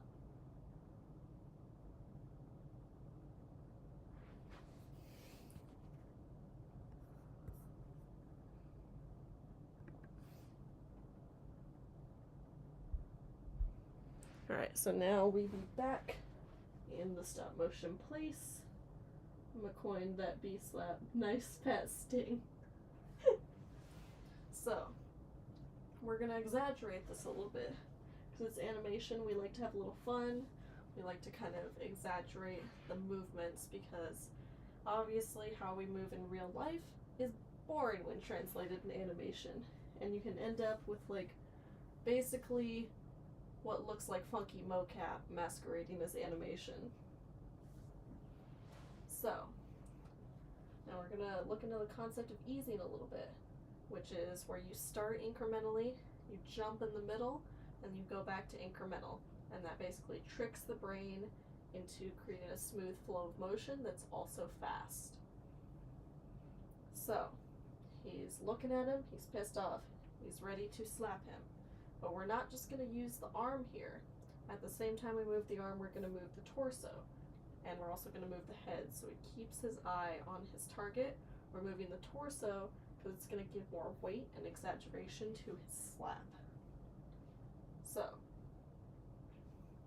we're going to start by moving his arm. Don't be afraid to not start by moving everything at once. We're just going to move his arm out, remove his shoulder up just a skosh. We're going to check in with the onion peel. Barely moved. Or no, wait, I never took the initial frame. My brain is like, oh, let's go, let's go. But then I never took the initial reference frame. So, move shoulder up. We're going to move bicep swivel out. This is a reason to have a bicep swivel on your character, Hasbro. So they can bitch slap somebody. And we're going to take that frame. First we're going to check in with the onion peel. That hand seems to be moving a little too much for the start. So we're going to bring it back down a little bit.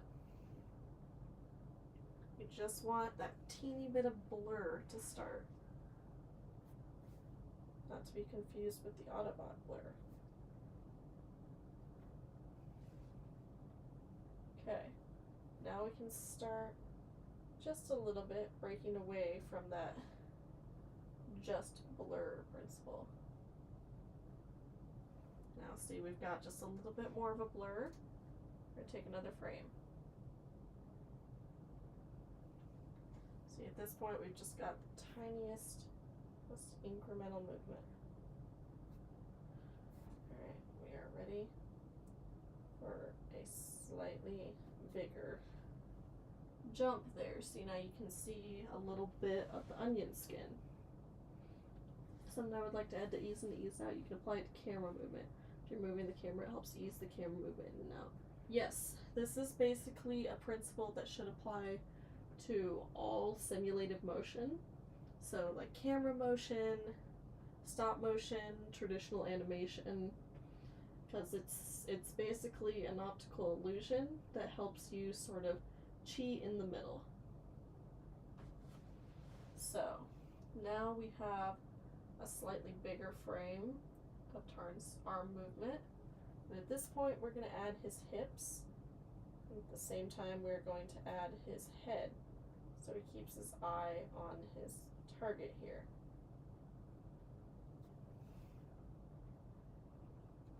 Now it seems we moved his hips a little bit too far. That increment is not having the desired effect. So when you move multiple things at once that all affect each other, what you're going to notice is that the thing you've been moving all along is going to get a bigger increment than the one you just started moving. And that is fine.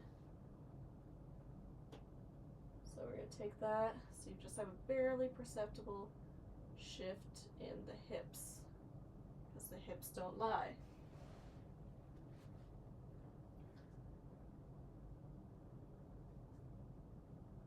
See, it's basically a high speed high five. The other guy gets dramatic over, like, chill bro, it's not that deep. It's a high five that missed. The other bro wasn't fast enough to catch it. We're going to move the arm up. Remove bicep swivel out. And we're gonna start on a little bit of elbow bend. And we're gonna keep going with that hip twist. If you start a motion, don't stop it immediately. If you stop it immediately, then you'll just have a few frames of a motion you started, and it will come across as like a animation flicker or an error. So if it plays back, it's just going to look like it's a mistake, and what it's going to do is it's basically going to unimmerse your brain. I don't know if unimmerse is a word, but it's going to take your brain out of the immersion of the motion, and it's going to kind of signal to your brain, hey, this is a frame by frame approximation of motion, it's not real. So that's why you always want to follow through with a motion you start. Even if it's by like 3 plays. Even if it's by like 3 frames. These hips do lie, they lied to you, Buck. Shakira. Oh my gosh. Let's see. So we're going to do shoulder, swivel, added in the elbow last frame, so we're going to follow through with that. We're going to turn the hips again. We're going to give it a slightly bigger increment this time. We're going to tilt the head to follow suit.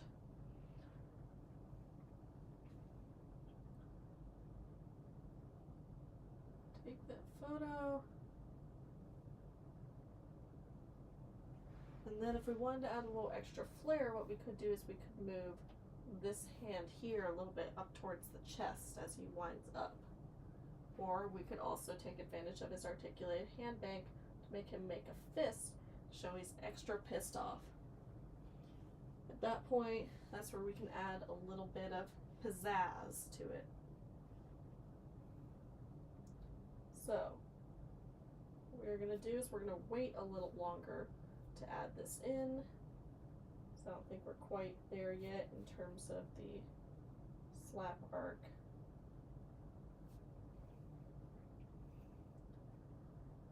I'm going to tilt that head a little bit more so it's staying locked in on poor little Jerry. His name will be Jerry, and he has effed up.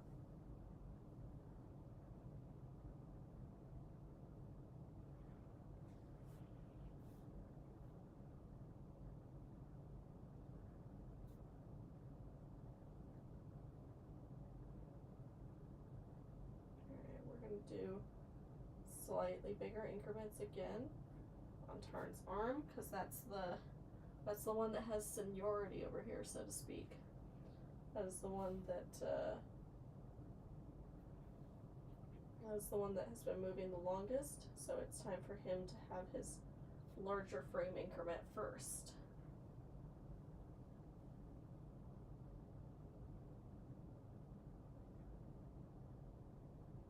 So at this point, it is only coming off as like a short arm movement. So it's time to slowly bring up the frames. Yo, I might fail the Kahoot. I zoned out for 20 minutes. First there was Steve, then Brett, and now Jerry. Oh, there may be even more to come further down the line. Autovember will feature some randos that may or may not screw up. Okay, we're going to shift the hips a little. There we go. Move the head a little. Keep him locked in. Boy is mad. He is ready to smack the crap out of him.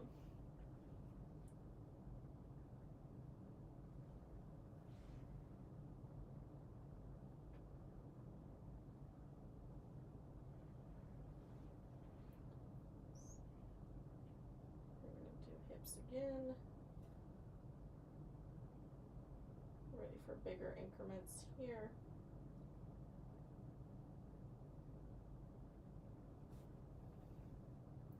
Now at this point you're starting to see the onion peel more clearly along the edges here as we get to faster movements. Just the concept of easing.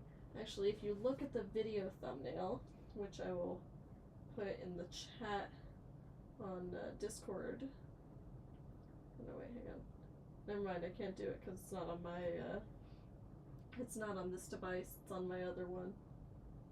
Was my mic on that entire time?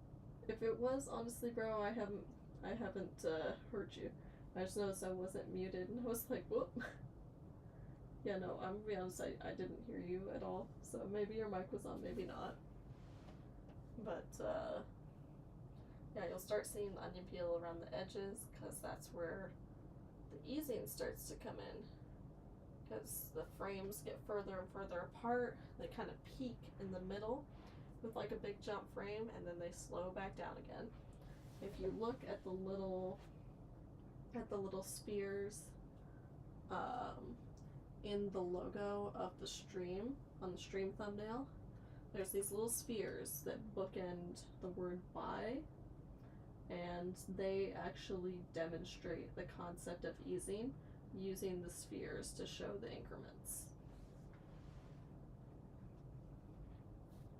So if you ever want to like do a thumbnail breakdown at some point, those little pink spheres in the logo there show the principle of easing in kind of a little graphic. The hips could use a little more movement because he's been in the game for a while. He deserves it.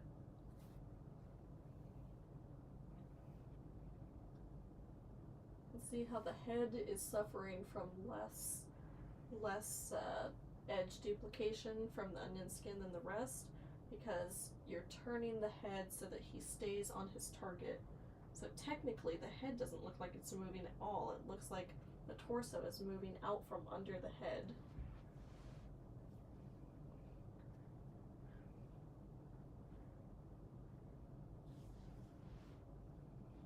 So now we are at slightly bigger increments, so it's looking like that.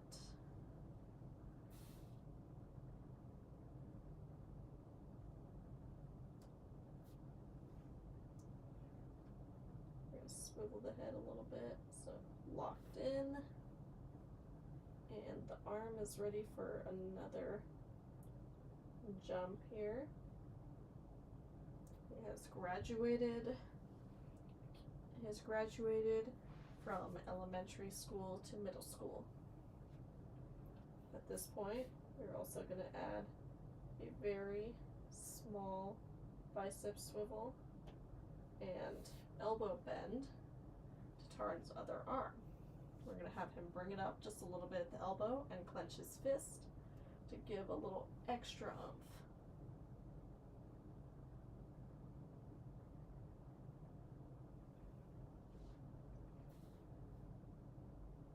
Now, if we ever find out that this is too slow later on, we can always delete frames. It is always better to take too many frames and delete a few, no matter how painful it may seem, than it is to not take enough frames and have to do over. Just tried the pausing method. The pause makes it choppy in the middle.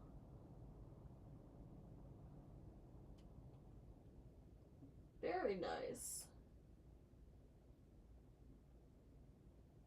And see, because you have smooth motion, you have the basics.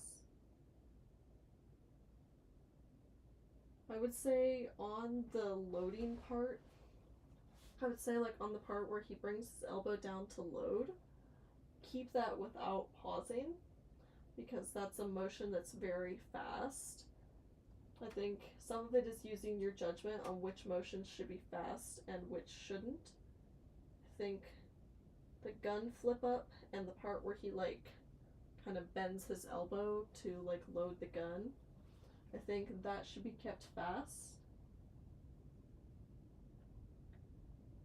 Honestly, I would say because this is such an action-packed shot, I don't know that you need a ton of pausing on it, just because he's drawing his arm back in such an aggressive manner.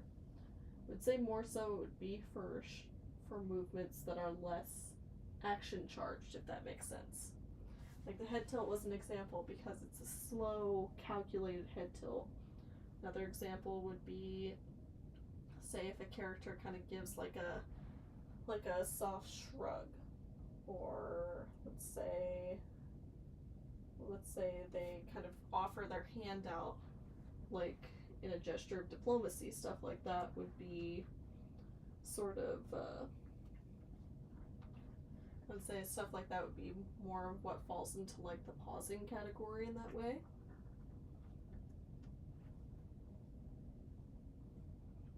So we moved, let's see, what have we moved? Okay, we've moved everything, I think. I will say, do your best not to get distracted while you're in the middle of setting up motion for the shot, or you might forget like one of the middle children of your animation, and then you'll kind of have like a little blip in your frames that you aren't going to want. See, it looks like I moved Tarn's head a little too far over, because he's feeling the effects of the onion skin. We're going to move, we'll call this movement up here, this slap arm, we will call him the eldest child. The head movement and the torso movement are the middle child. This arm movement, this is the youngest child.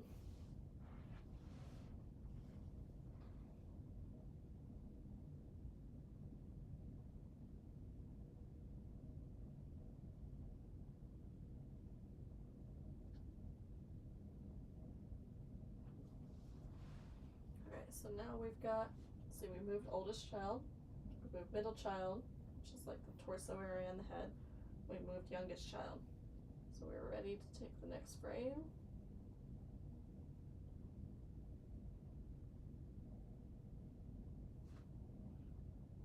Now, oldest child's gonna get another bump in the increment. At this point, we're probably gonna slow on the bicep swivel, because the range of motion where the bicep swivel is necessary is coming to an end. We're gonna rotate middle child. I think at this point, middle child will be coming to an end in his range of motion soon as well, or it'll start looking a little too exaggerated. Now, obviously, the exaggeration is somewhat of a style choice. If you do decide you want like a huge wind up and smack, that is a stylistic choice. I prefer to have sort of an in-between between like what the slap would look like and what a cartoon slap would look like. Now we're going to clench his fist just a touch. Now that's kind of a hard joint to move, so I got to reposition the figure again because I shifted the entire figure in moving his hand bank, because it just do be like that sometimes.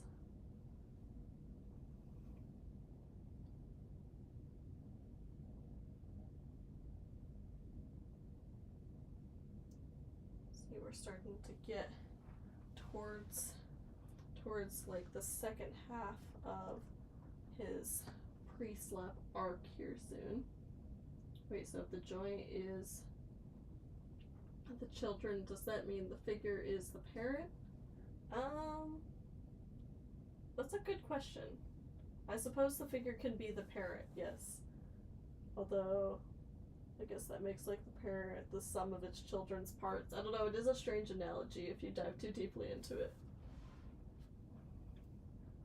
See, oldest child still has a little bit more to go in the shoulders and the bicep swivel.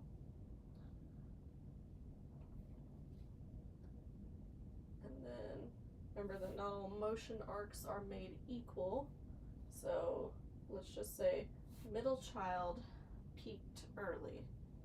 And so middle child will have to slow down probably before oldest child does, even though oldest child started before him. Youngest child is still just getting started, again with the increments. And then we're gonna adjust the figure back in. I'm using his legs as a point of reference to adjust the figure back to where it's in harmony with the onion skin. because the legs are the only thing I have not deliberately moved on the figure thus far. It looks like we had a little bit of camera movement because Jerry over here is coming up on onion skin. And Jerry has not moved unless I have accidentally moved Jerry, in which case I will apologize to Jerry and I will shift him slightly. It looks like I did move Jerry a little bit. I'm sorry, Jerry, I will move you back. You're not supposed to move until you get slapped.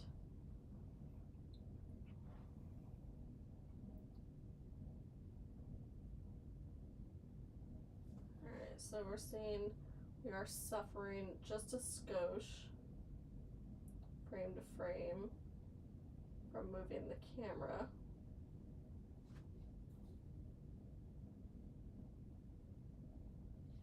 Not too much. There is a little bit of suffering. But like the siren and the suffering song, I can take the suffering from you if I just shift that a little bit. Now it's going to be slightly off, but we're hoping that Tarn, with his larger movement, will cancel out noticing a slight shift in Jerry's position.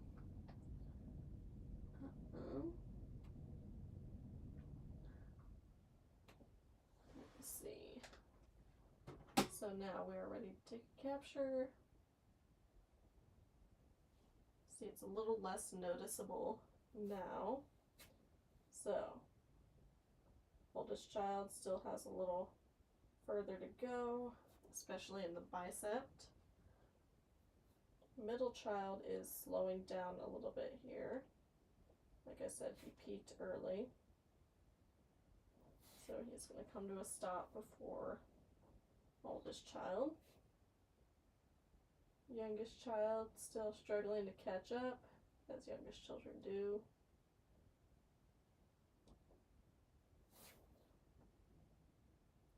Gonna make sure he matches up with the onion skin at the legs. Looks smooth, looks good.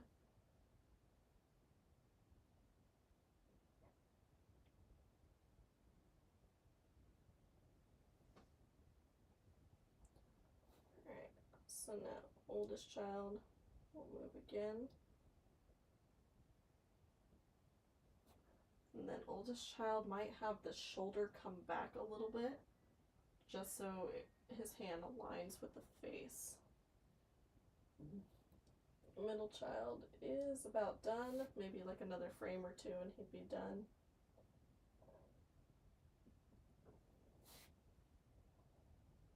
Middle child reporting in.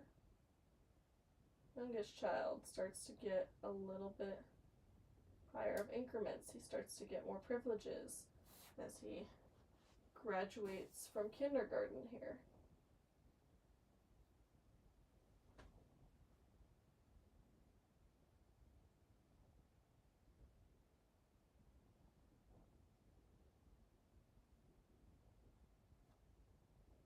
Alright, now we're going to do one last movement for middle child. His story is about done in this arc of motion. Not to say he can't make a comeback on the return for the slap.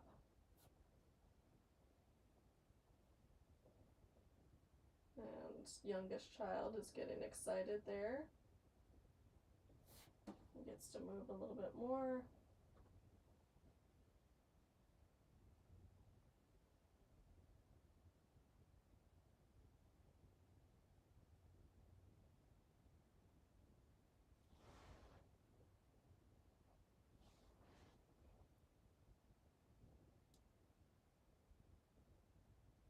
Alright, now it's time for oldest child to start slowing down a little bit. Youngest child will reach his peak soon. Same with all movement cycles. Not all peaks are created equal, though. His peak is about equal to oldest child starting to slow down.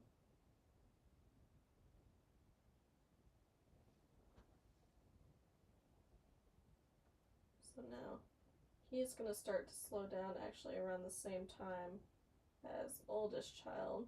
He might be a couple of frames behind.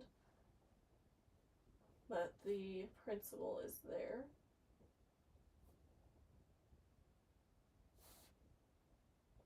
Oldest child's got a little bit of life left in him on this motion cycle.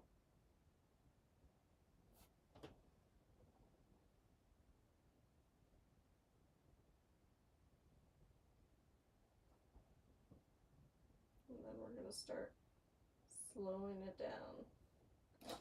Oh, come on, Jerry. Get with the program, man.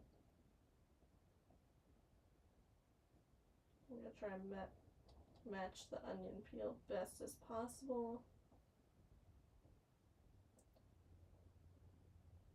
Let's see, that's a pretty decent match. Now maybe I'll take a frame and I'll find out that Jerry moved closer to the camera than he used to be. But that's okay, we're not going to judge Jerry for it. This is practice. Now if it were for real, then I would judge Jerry a lot for it, and I would probably do over.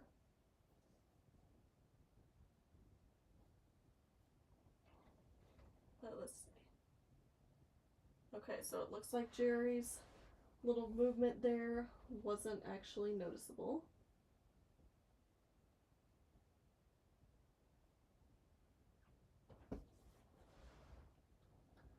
So let's see.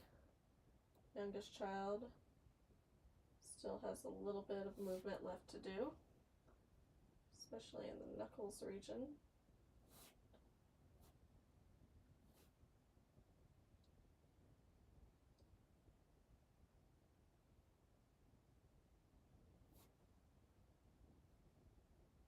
Now we moved oldest child forward a little bit too much.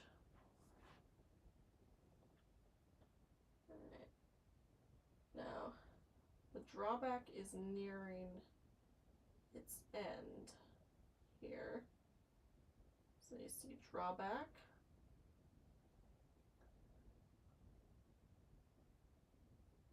So we got the drawback there. And now we're going to come for the payoff. So we're going to start with a little shoulder movement and a little bit of hip movement. So now the oldest child in this motion scenario is the hip joint, the head joint, which is keeping 9 as target as always, and the shoulder joint, that is considered oldest child. So we've moved oldest child, we're going to give him a little bit of head start, because that's how the oldest child be, speaking as an oldest child.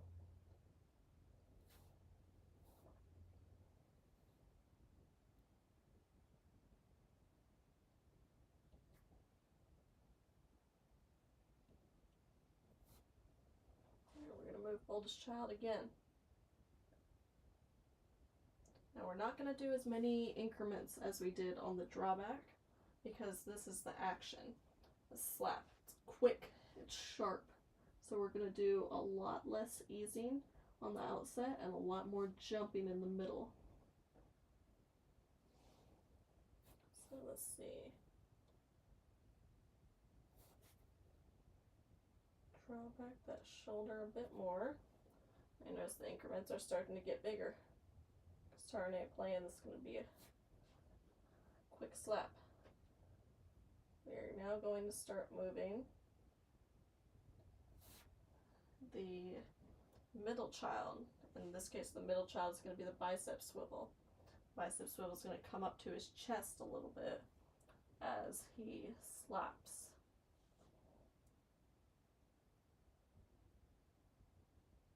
So it looks like maybe we had too small of a hip movement on oldest child here in comparison to his shoulder movement. So we're going to shift oldest child's hip movement forward a little bit.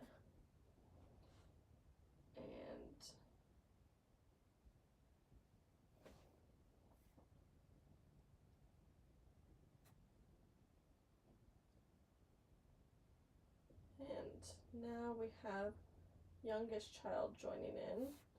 And youngest child is the bicep swivel coming back forward on this arm. So now we have, let's see, oldest child needs a little bit more hip,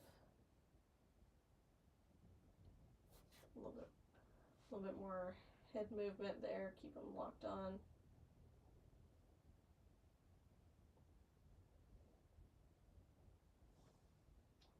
Let's give them a little bit more hip movement. We want these to feel like they're equal actions since they're happening at a similar time. So we're going to keep them fairly equal here. So see, now you've got a good jump in frame between them. At this point, we're going to have Jerry, being the poor dumb soul that he is, start to notice. So we're going to give him his own little head tilt and a little bit of figure tilt in the direction of the slap. That is his oldest child movement.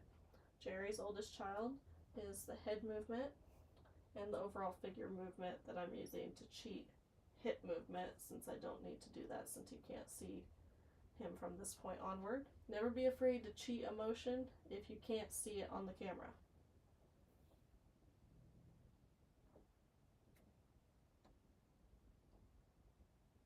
Alright.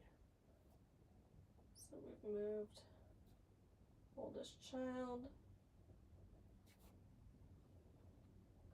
Move middle child. And we're moving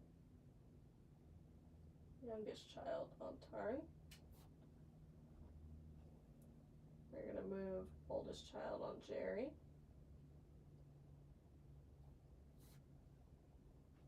And then we're going to shift Jerry back a little bit because oldest child on Jerry is getting a little bit ahead of himself.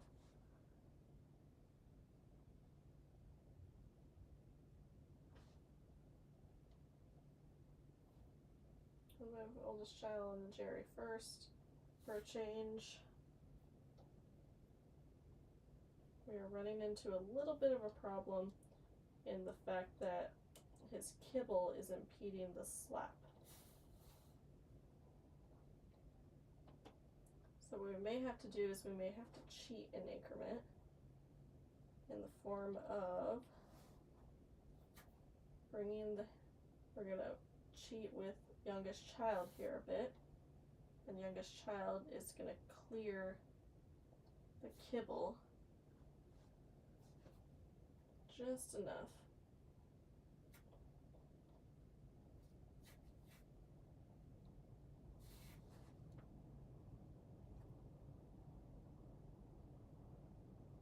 Now this is not a perfect workaround.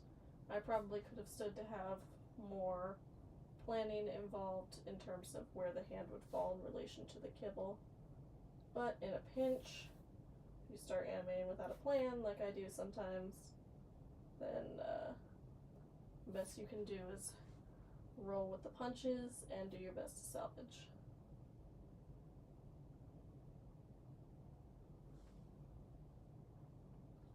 So now we're going to move him again, oldest child. Now Tarn at this point is going to bring his oldest child bicep up instead of back like he was. And move, let's see, that's middle child. Need to move Tarn's oldest child up a little bit because he's still in the middle of a pretty extreme movement. Oldest child on Jerry is starting to get a little taste of that movement.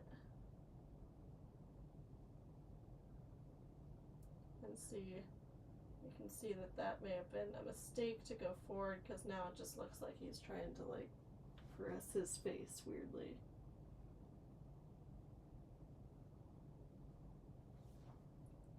So what we're going to do is we're going to backpedal that just a skosh and move the bicep up to compensate for that.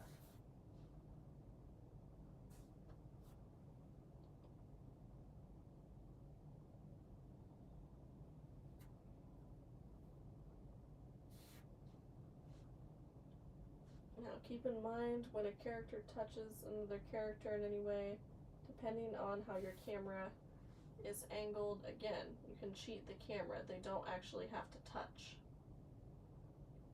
Just like how a stuntman doesn't actually have to punch the person that he punches, they also, well, you know, it might help if I plugged in my charger while I do this, because this saps a lot of my old phone's battery.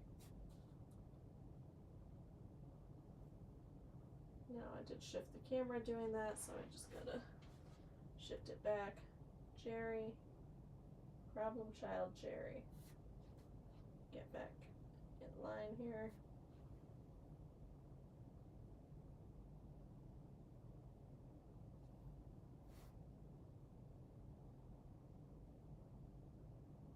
We're gonna try and incorporate some more of that hip movement. We're going to give a little bit of bicep swivel in there. And now, at this point, it's time to make Jerry react a little bit. Now there's a gap between Jerry's face and Tarn's hand. That is okay, because we can create the illusion of a slap and get around. And see, by creating the movement that you do here, it does give the impression that someone was struck, even though that might not necessarily be the case. And that is my fault for not judging the kibble before I made this.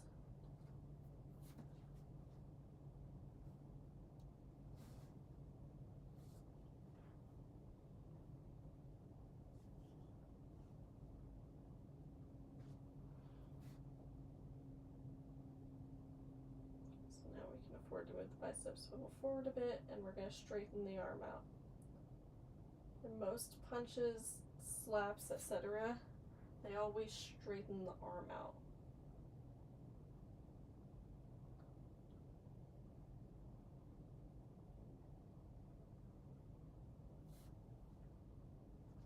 Now we're going to increase his hip movement because he's still in the middle of a pretty big arc of movement.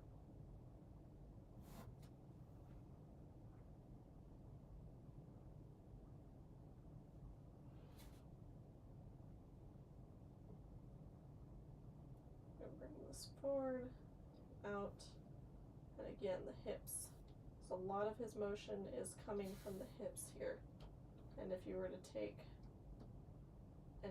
take a martial art, they would tell you that that is where the power in your strikes lies. Especially if you are of the female variety and you may not have the upper body strength of a male counterpart. You especially want to lead with your hips when you punch.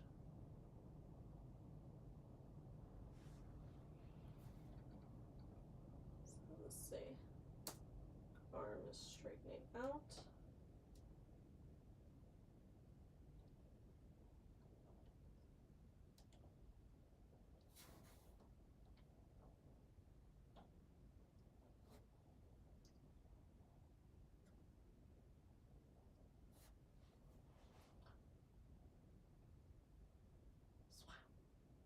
Okay, and that increment is a little too much on Tarn. You can see the frame jump is noticeable to the eye. Possibly because he has accidentally leaned back.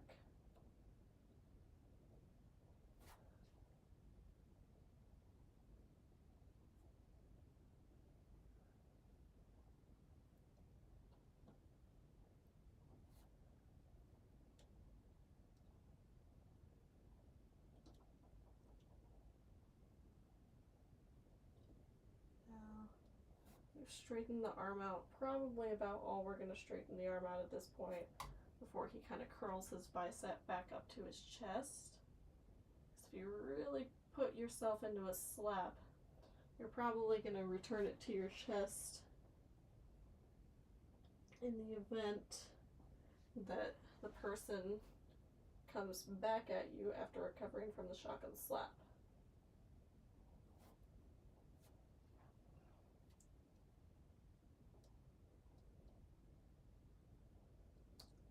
Still move the shoulder up a little bit, but now the bicep will curl in.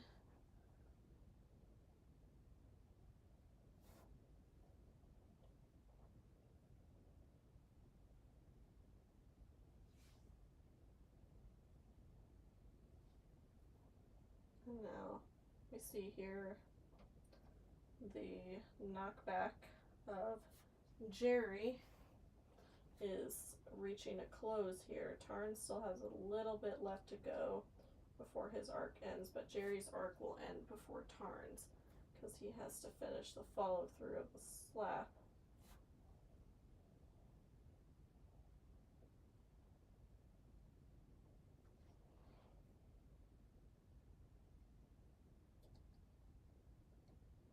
But his hips will finish moving probably before his arm does.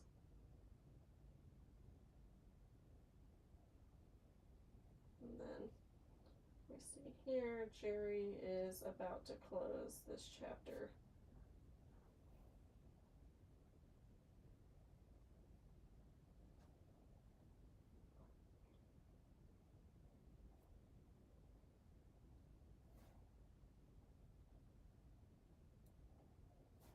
Tarn's got a little bit of hip movement left in him, but not much. His hip movement is also about to close. Maybe have one more increment left in him. At this point, Jerry's motion cycle has left the chat. And Tarn just has a little bit left on hand motion to round it out.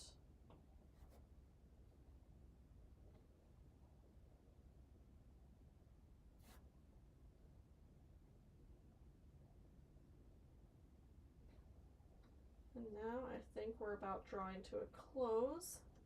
So, I did move the camera there, but that's okay because we're about finished. So now that we're drawing to a close, what we're gonna do is we're gonna review. So it looks like the smack is coming off a little gentle. So that's actually a good problem to have, because the gentle is typically caused by a lack of missing frames in the middle, which means you get to just delete a few frames. Which means we're probably going to delete this one. We'll probably delete this one, and then let's see where we are. There we go, a little better. We can do even better than that by deleting this one. And probably this one.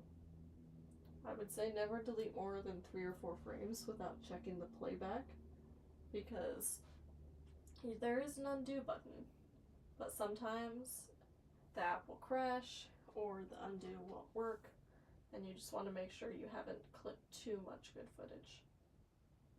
So see, now we have a bit of a hard strike there, but we probably want to speed up the wind up a little bit. So what we probably want to do is ditch a couple of frames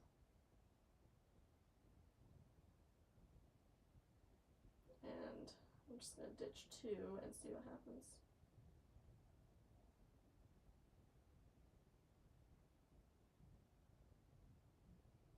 Still a little bit slow around here. So let's delete one here. Let's see what we got. Boom.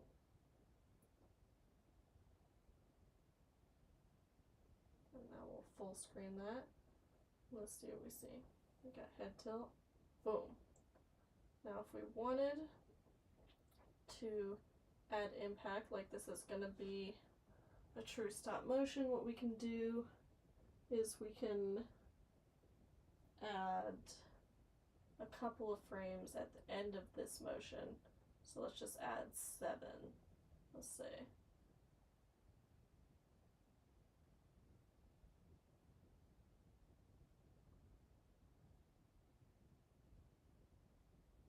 Boom. See, and just like that, you just get a little bit of pause on that head tilt, give you anticipation of what's about to happen. Boom.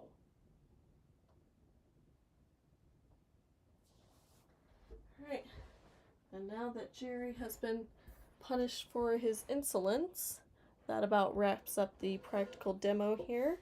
So let's take it back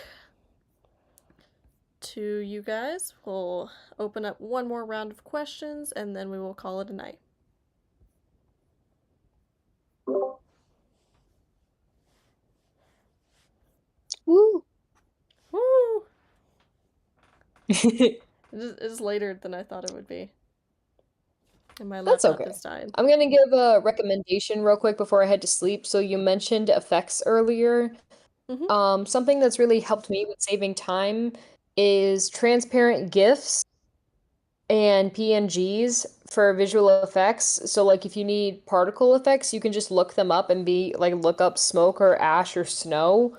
Yes. With the transparent background, and then you can just drag and drop it to make sure that it's actually transparent and not have to download it. And then key thing when it comes to editing that I've noticed, at least with iMovie and Filmora, you have to export your video before you can delete the file off your computer, otherwise it will disappear. Yeah, this is true. On iPhone, it stores your stop motion files in a folder in the Files app. But if you were to export that, you can export the video, but then you can also airdrop or email the file to any other device that has that same app that's compatible, and it can open and play back the same file in the exact same way as your original device can. So when I'm done with a project, I typically offload it to my iPad, and then I delete it from my phone to save space for the new projects coming in. Smart. But yeah, on the subject of transparent effects, productioncrate.com, I will add it here. Productioncrate.com has a selection of free and subscription-based effects, and it will show you like little previews of it, but there is a pretty decent selection of free ones. Like some of the anime style effects that I used in Blade of the Demon were from productioncrate.com. Ooh, I did not know of this. I would just Google it. I mean, it's Googling that led me to that website, but that website is pretty fantastical. They also have like some particle effects and like some of those like anime like running backgrounds. There's actually an entire segment of their website dedicated to anime effects. They have subscriptions. They do. Or There's like a subscription. charging. There's a subscription-based one that you pay for that gets you access to the premium effects. But there are free effects. You could just make a free account and you can get access to a certain amount of free effects per day. That is actually really cool. I like that. Yeah, it's a fun little thing if you don't want to pay for anything super fancy. I do not. I'm broke. And if you have like 4 emails, just make like 4 accounts and like quadruple the amount of downloads you can get. True. You fool! I have 70 alternative accounts! It's so funny. Did we have any more questions or suggestions for another boot camp in the future? I don't think so. Alright, cool. Who's Rhinos. there? Hey, Star Prime. What's up, man? Is it wise to summon a demon at 3 a.m.? No. No. Not wise to summon demons at all. Do not summon the 3 a.m. demon. The only demon at 3 a.m. should be yourself until you get some sleep. Or your sleep paralysis demon. Yeah. His name is Hector. Before we head off, I I'm like just that. That's more come out creative. and show my stuff real quick. Hey, Bulkhead. Also, I've been testing some lighting. Mm-hmm. I just want to see how that looks real quick. Yeah. It's like Oh, that's a cool blue light. and red. Yes, It blue just, and like- red are a very good counterbalance to each other. They meet in the middle to create kind of like a soft purple. Like, if you look at Blade of the Demon, I obviously color graded it a little bit, but that kind of pinkish purple light came from a combination of red, blue, and warm white lights. Yeah, Prince, your stuff looks This is good. not bisexual lighting. We are getting pulled over. Renos wants to know if mayonnaise It's is an such a instrument. foul thing to say. No, Patrick, mayonnaise is not an instrument. Yeah. Okay, I'm gonna leave and go summon a demon. No. Don't send him a demon, go to sleep. No demons, only sleep. But it's funny. So wear drugs until the effects kick in. Well, that too, but And says, what'd you say were? People were All talking fun and over games Hold on. until you wake up. I'm not trying. I'm not supporting drugs, but aren't drugs fun because of the effects kicking in? They're that drug depends until they on- stop kicking in. Yeah, it's like there's effects and then there's Don't do drugs, kids. consequences. Don't do drugs. So yeah, kids. don't do drugs. Unless they're diagnosed to you by your doctor, and even then, be careful. not to incriminate myself, but it can depend. It can depend. I mean, I get it. My brother has medicinal weed, so I get it. ADHD. Me.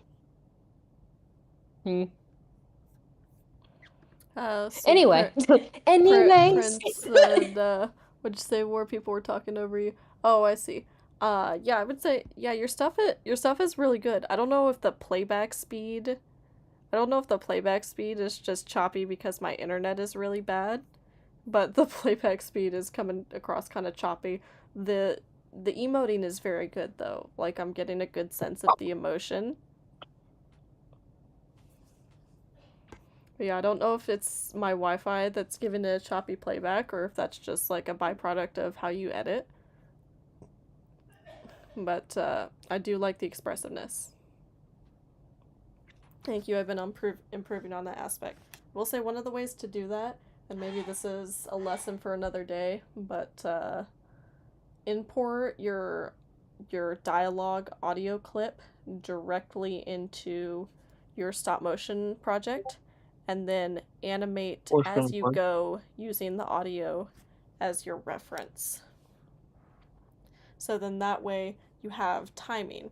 So like everything in PowerPlay, for example, was timed according to this like dialogue file I made that I timed along with the punch sound effects and the music, and then dropped it into Stop Motion Studio to animate with.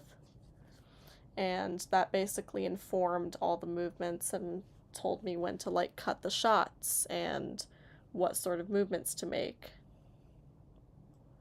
So yeah, animate with your dialogue already in the file. It'll help a lot with being expressive with your movements. And gesticulating, like when you talk, like making points across and things like that. Yeah. Like a good example from before just then was when I animated that little Springer crash out from that clip of Wrecker's Penance Part 2. That was also done animating with the dialogue in the file. Is someone driving? I heard like a turn indicator. Oh, I'm so sorry. That's probably my camera going off. I am animating right now. Oh, okay. Let me mute myself. I'm glad to see I'm inspiring the creative juices in everyone. You do. Thank you. Alright. Well, my laptop is about to die, chat. I was animating something to show off. Alright. My laptop's about to die, chat. It's on like 12% battery, and OBS is being very rude to it and draining a lot of it. So, yeah, if you have any other questions for me, feel free to pop them in hashtag questions in community chatter. And I do intend to do a lesson 2 at some point. So maybe I'll do a poll later on what the subject of lesson 2 should be and what figures should be featured in it. But for now, I'm gonna say goodnight and till all are one, y'all. Till all are one. God bless everyone. Good night. Good night. Please don't fail me. Good night. Say that in the YouTube chat, and we are going to end